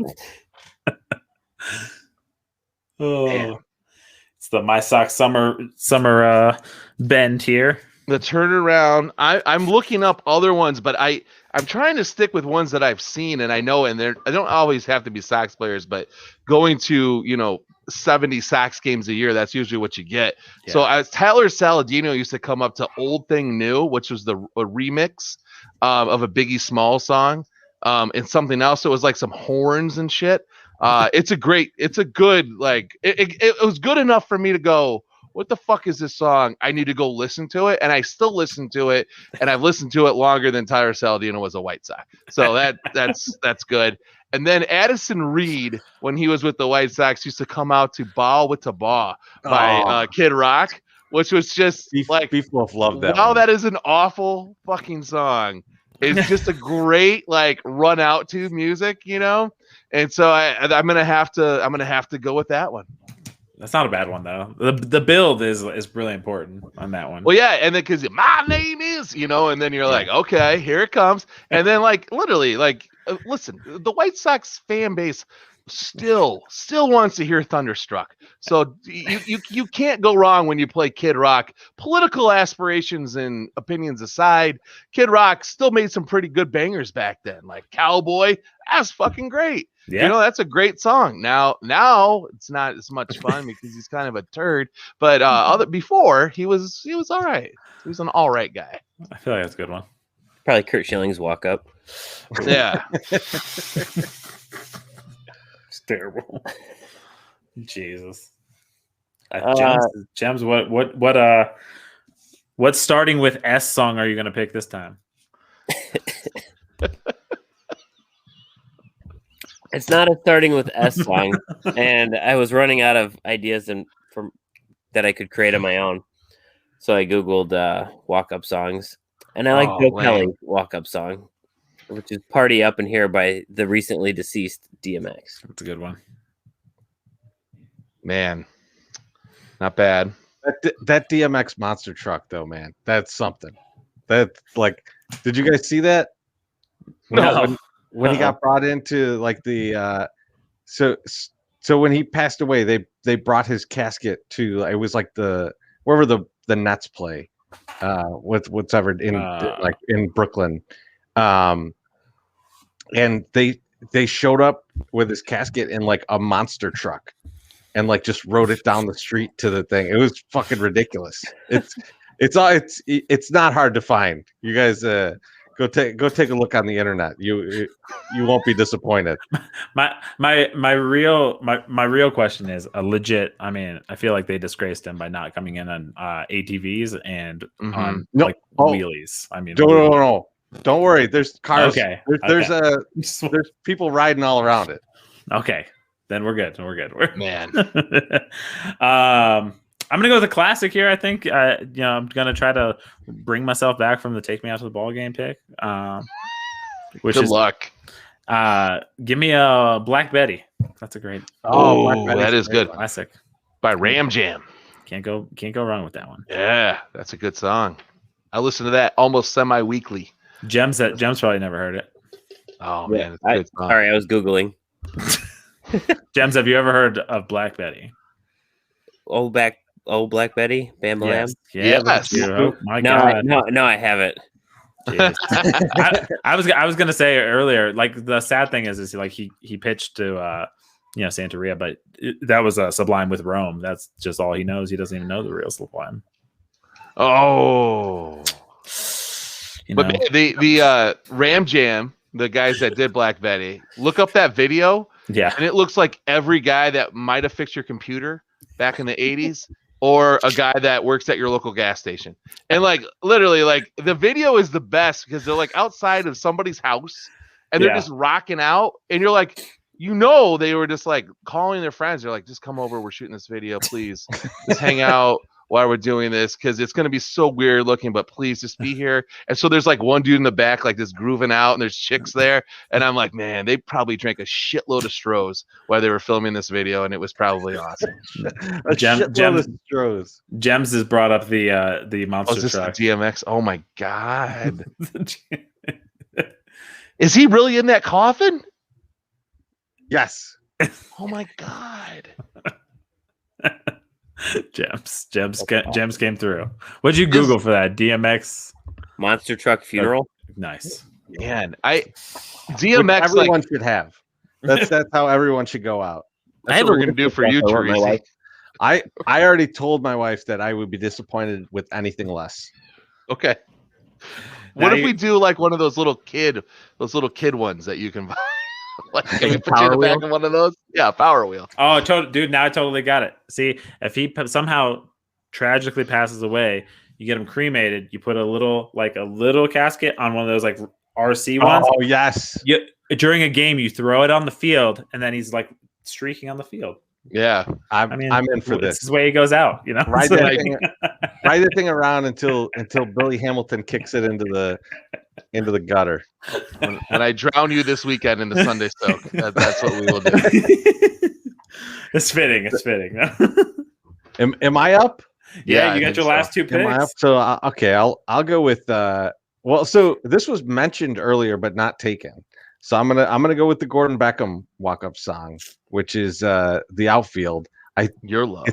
It's yeah, right. It's not called Josie. It's called Your Love, right? Okay. Your Love. I got that. Okay. Josie, and then son I'm gonna go with one from this year because there's a track that I really enjoy. It's not my favorite player on the team, but I like this as a walk-up music, and it's Adam Eaton's walk-up music. He walks up to "This Is How We Do It." That's a good one. Love it. I love it because so it's ironic. the least fitting song for an Adam Eaton, and I just enjoy the hell out of it. Because he seems like a big party guy. He looks like the guy from Super Troopers now. He looks like the one cop from Super Troopers. Steve. I can't. What the hell is The guy that gets shot in the cup has a metal cup. Yes. Yeah, He looks like that dude now. If you all want to go to Mexico? Yeah, that Yes. guy. Yep. Mm-hmm. Steve Lemmy. That's a great guy. Yes, man. That's a good list. So I usually recap them, but so we have the Soul Glow song, Hell's Bells, Enter Sandman. You called it the Outfield. Is that what it? The band is the Outfield. So the song is Your Love. And then This Is How We Do It by Montel Jordan. Can't beat that. I mean, that's a pretty solid list. I have Hero by Enrique Iglesias, Take Me Out to the Ball Game, Outcast, Rosa Parks, Black Betty, and then I'm going to finish mine off by calling it back to this podcast, doing No More Mr. Nice Guy by Alice Cooper. Nice. It's not bad. Way to bring it back to MySoxSummer's heyday. Yep. My good times. Yep. So you need to take like something from the West Coast, like the Beach Boys or something. Oh, I got something pretty West Coast coming, so you don't you worry about it. NWA. I'm gonna take. Oh wait, I forgot to run yours down. They're great. Gems has Santeria by Sublime in Rome. Summer of '69 by why am I totally blanking on his Brian name? Adams. Brian Adams. Then you got Scatman. I don't even know who sings that song. Catman John. Oh, you're talking about guys taking poopisos in the mouth. I don't get it. Party Up by DMX, and then he's gonna close it out with Brown Eyed Girl by Van Morrison. God, Brown Eye, Scat, what the fuck's going on here? We'll have a big poop guy tonight. No shit. Yes, dude.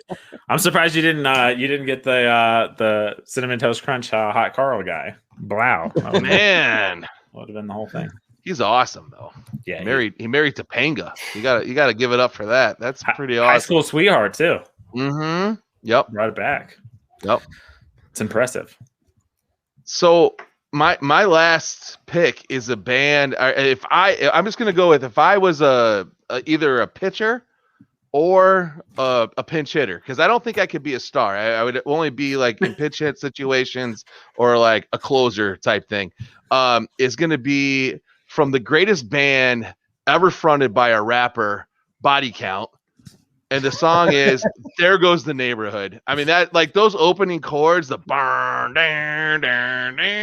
like, I mean, come on, you can't get any better than that. So like, if I know, Jabs is gonna have to look that up, but it's Body Count is just intense.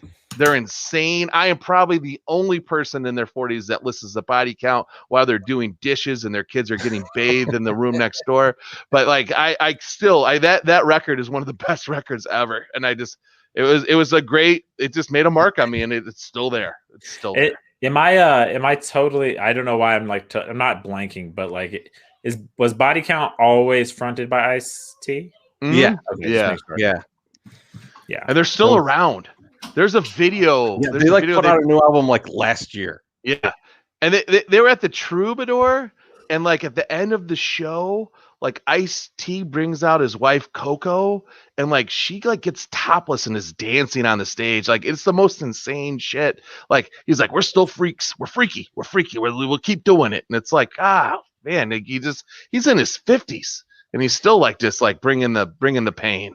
Oh, it's just wonderful. Isn't he plays a detective on Law and Order SVU? Yeah, Sexual Victims Unit 1. That's sure does. It's weird that he just gets that freaky. He's pretty freaky. I met him in a strip club in Vegas. He's pretty awesome. That's the only place you should meet Ice-T. That's the only place he ever is, I would guess. He's on the set of that show, or he's performing with Body Count, or he's in a strip club. Those are your three options. I love how my son just turned the lights out on me. Yeah, no, you look fine. We were at. I thought that's how you're telling us it was done. Dude, no, he just tripped out my my whole light. It was so funny. He just pulled the thing out of the wall. Hilarious. I'm just gonna do the rest of the show like this. I don't care. Oh man, no, those are all solid good picks. I mean, yeah, walk up music's the best though. Get you going. Yeah, man. I mean, like that's the thing. Like I think that's something that everyone who's gone to a baseball game has thought to themselves. Like, if I was going up there, what would I walk up to? And like and I feel like it changes year over year too. Like you just like you're listening to the radio and I'm like, oh man, I'd love to walk up to this track. Like this is just my jam for these next 7 minutes. That's how I think of songs. Like when I hear songs, I'm like, could you walk up to this? Yeah, or come out to this? I mean, so when exactly did you hear "Take Me Out to the Ball Game" and think, you know what, I could walk up to this song? I think that was just like my bottom of the seventh inning. That was just my straight like I want to mess with people. One, you got to have that.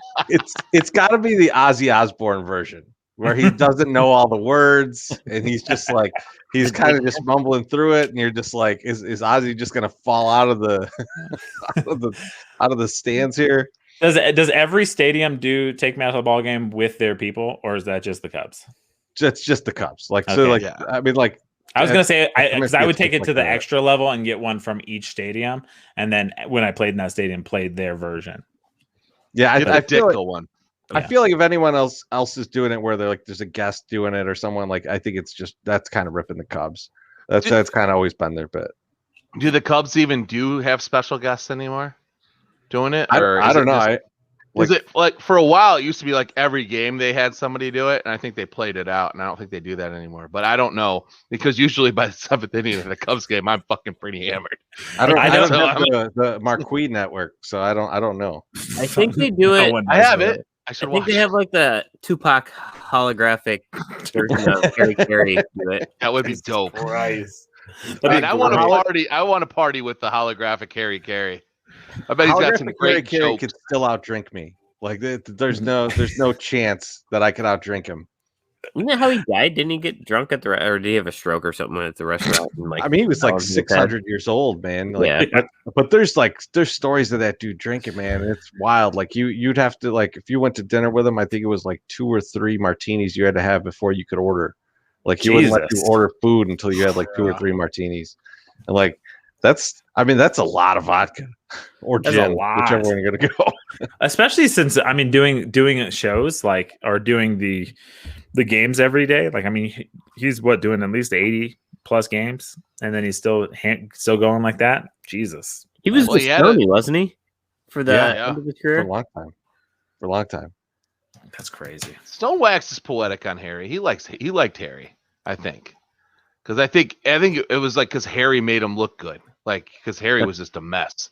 So like Stone looked like he knew what he was talking about, which he does. I like Stone. I think Stone was like, I know a lot of people don't like him, but I think he's one of the treasures. He's a definite treasure of the game.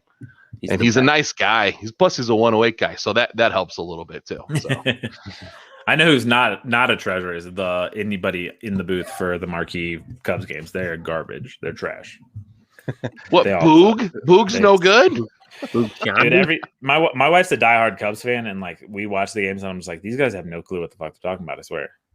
Like, Len was good. Like, I liked Len on the radio, and you know who else I really liked? I had a car in college, and I could only get AM radio, so I would listen to like a lot of Cubs games when I was driving. And I listened to Ron Santo. I really like Ron Santo. Like, I thought he was like had a good perspective on the game. And like how he talked was just good. Like he kept everybody entertained. And then I heard Hawk Harrelson. I was like, this is the same kind of deal. Like they both were like kind of similar. They were big time homers, and they both loved the game. And that was it was refreshing to hear stuff like that, because these guys, like, they weren't trying to not be a homer. Like they were just fucking homers. They're like, this sucks. That's some stuff you're never gonna get again though. Like no. they're not going to hire announcers that are just like straight homers like that anymore. Like they're just not going to. Like, I don't know. The Cubs guys are pretty bad. Like they're not like homered, but like it's like more so like, like the Cubs pitcher will hit somebody and then the guy will get pissed off and they'll be like, hey man, I don't know why he just doesn't calm down. I don't think he was trying to hit him, blah blah blah. And then literally the next inning, like fucking Rizzo's hanging four feet over the fucking plate, gets hit, and they're like, oh, this is getting out of control, and you're like, what? Like, I think Boog is just kind of overcompensating for being like a national guy. Like, I don't think he's from Chicago originally, is he? No, I don't think so. So he's. I'd party with him though. From ESPN. Did you say you met him in a strip club in Vegas? No, but I said I would party with him. He's a big fat guy too. Like he was with Ice-T. Yeah, Boog and Ice-T hang out all the time. They were at Crazy Horse too. They were looking for Jenna Jameson too. Boog plays bass in body count. Dude, he died. Moose Man. Oh, he died. Yeah, that's sad. Like you even bring that up. Like you picked bass. The one guy who died. Ernie C is still alive. Moose Man on the bass. He died. I like that you're just naming all the guys from Body Count like we know who they are.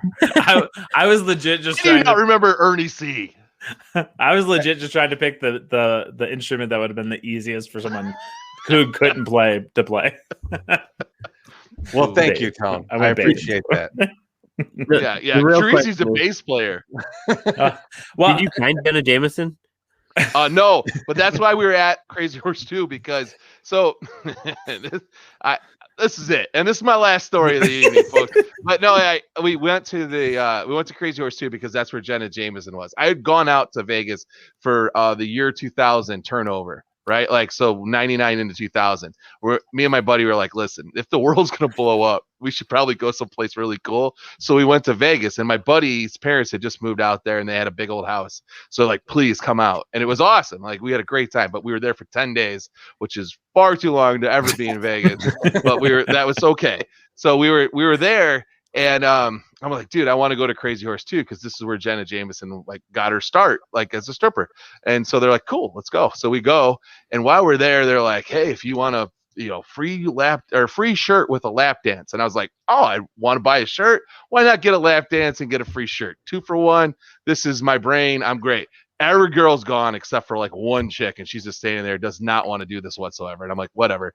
I go, I'll give you the $20. I just want a shirt. So she's like, okay. So she starts giving me this like totally unenthused lap dance, and I'm like, I don't really even care because I'm like, I'm just there for the free t-shirt anyway. She looks down at me and she goes, do you know who Ice-T is? And I go, yeah. And she goes, he just walked in.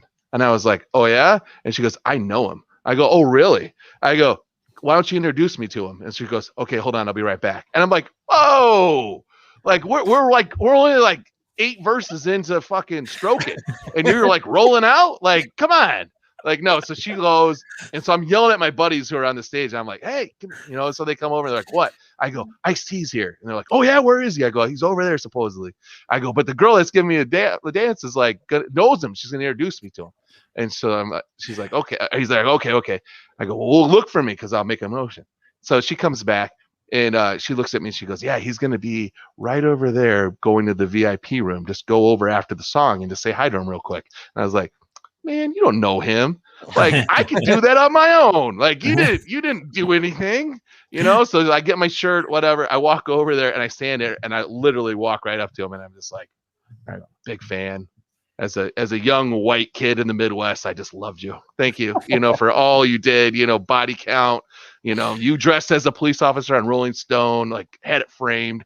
This was just awesome. And he's like, man, thanks. And then he walked back with 4 girls into the back area, and I was like, God, what a fucking legend. And this was like after I'd watched like his Behind the Music, and he was like happily married with his wife, and like he's with like four girls going back there, and that's like where he met Coco. I don't know if he met her at that strip club particularly, but like he met her at a strip club. So yeah. By the way, you didn't realize, but the girl giving you the unenthusiastic lap dance was Coco. No, see, no, I would remember that. But it was before the plastic surgery.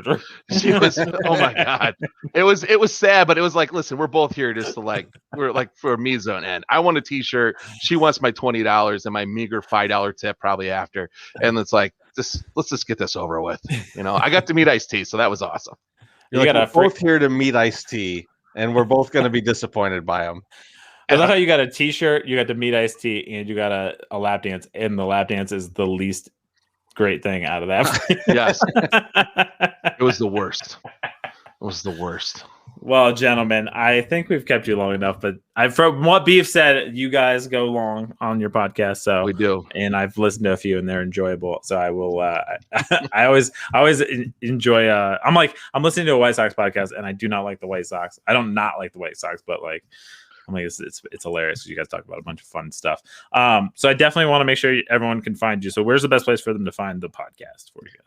So you just go to @FromThe108 on Twitter, or just FromThe108.com, and you could get to everything from there. We're on YouTube. We're not really on Facebook, but you can find us on YouTube. You can find us on Twitter. That's like where we're mostly going to be around. And then the podcast is on every podcast site, and it's just called From the 108, White Sox for the Inebriated. And just go look for From the 108. You'll find it pretty much everywhere. No one else has called that. It's all one word, so it makes it even easier. But yeah, we appreciate you guys having us on, man. It was a lot of fun. Love chatting it up, having some beers with you guys. Really fun. That was awesome. I think this is now officially the longest podcast we've had. Yes. So I think you guys beat Beef. So yeah, fuck him. Yeah, he was 2 hours 11 minutes. I've been watching it the whole time. So fuck Beef of 2021. Fuck. And the crazy part is when we got off with Beef, I told Jems, and me and Jems both agreed that was probably our favorite podcast that we had done at the time, and I think this one might be better. Yeah. Now we truly fuck Beef Love 2021. Taylor said the same thing. She hates the White Sox, but that Beef Loaf episode was one of her favorites. So. Well, listen, we don't talk much White Sox baseball for being a White Sox podcast. So, I mean, it all works out. So don't worry about it. We love it. So you guys are welcome back anytime you want. We definitely loved having you guys on, and maybe next time we'll do a shorter version with all three of you on or something like that. But it won't happen. More longer version. We'll hit that 3 hour mark for you. That first time, if you go as long as The Godfather, it's a real special day. So you got to be just do a Joe Rogan podcast. We'll just go 5 hours. I guess we should probably start getting people on board. Beef said he would do it. If we try to break the world record for longest podcast, can we get an hour out of each of y'all? Oh yeah. Okay. Oh well, yeah. You're gonna have to be 1 hour. I went like 16. We've gone. MySoxSummer. What was that one we did? It was like one of the holiday shows. It was like either the Festivus show or one of those, but it was like 4.5 hours, I think. Yeah. That was. Yeah. It was like 11 guests, like 4.5 hours. And I was under my couch by the end of it, so the whiskey had got me, and I was done. I was stacking beers, and at one point they all just kind of fell. Did you legitimately have a cup? Like you had a snake cup going on? I just had a stack of beers because like my desk is only so big, so I had to start stacking them, and then they just came tumbling onto me. It was not great. It was great theater, but it was not great for me. Fucking office public beer. I'm sure. Well, we definitely appreciate it, and I know if anyone's listening to this and you got this far, for sure, go check out From the 108 because it's way better than this for us. It's basically this. Well, I'm just glad that I somehow found a fellow Lions fan that was also left-handed to introduce me because Jems was the one who introduced me to you guys' podcast. So when he put you guys in our bracket, which was pretty awesome. So, and then ever since then I've been listening. So, well, thank you for having us. Jems, any parting shots? You wanna? No, just thanks for coming on. That was a lot of fun. I figured it would be. Yeah, come back out to a game, man. We gotta now. We can all sit right close to each other. So yeah, get back out there. Yeah, absolutely. I plan hopefully soon. I'd like to take I got to try to change my daughter's perspective on what team she likes. So I'm hoping to bring her. Yeah. How old is she? 4. 4? You might be fucked. I got the 2 under 1 I'm trying for, but I think the 4-year-old I'm screwed on. You just buy him stuff like stuffed animals with Sox logos and shit. That's what I get her a bunch of Southpaws. Dude, that'd be just hilarious in your house. You got 1 Cubs fan and then 2 like White Sox fans. Well, that was the opposite for me growing up. I was in a Packer Cubs house, and I was a Lions and White Sox. True contrarian. So, well, get her. Just start playing her. Playing the little ones from the 108 podcast as they go to sleep. Just pipe it into their. That's how you do it. All right, guys. Well, thank you guys for coming and listening to the podcast, and we will see you guys next time. Cool. Thanks, guys. Later.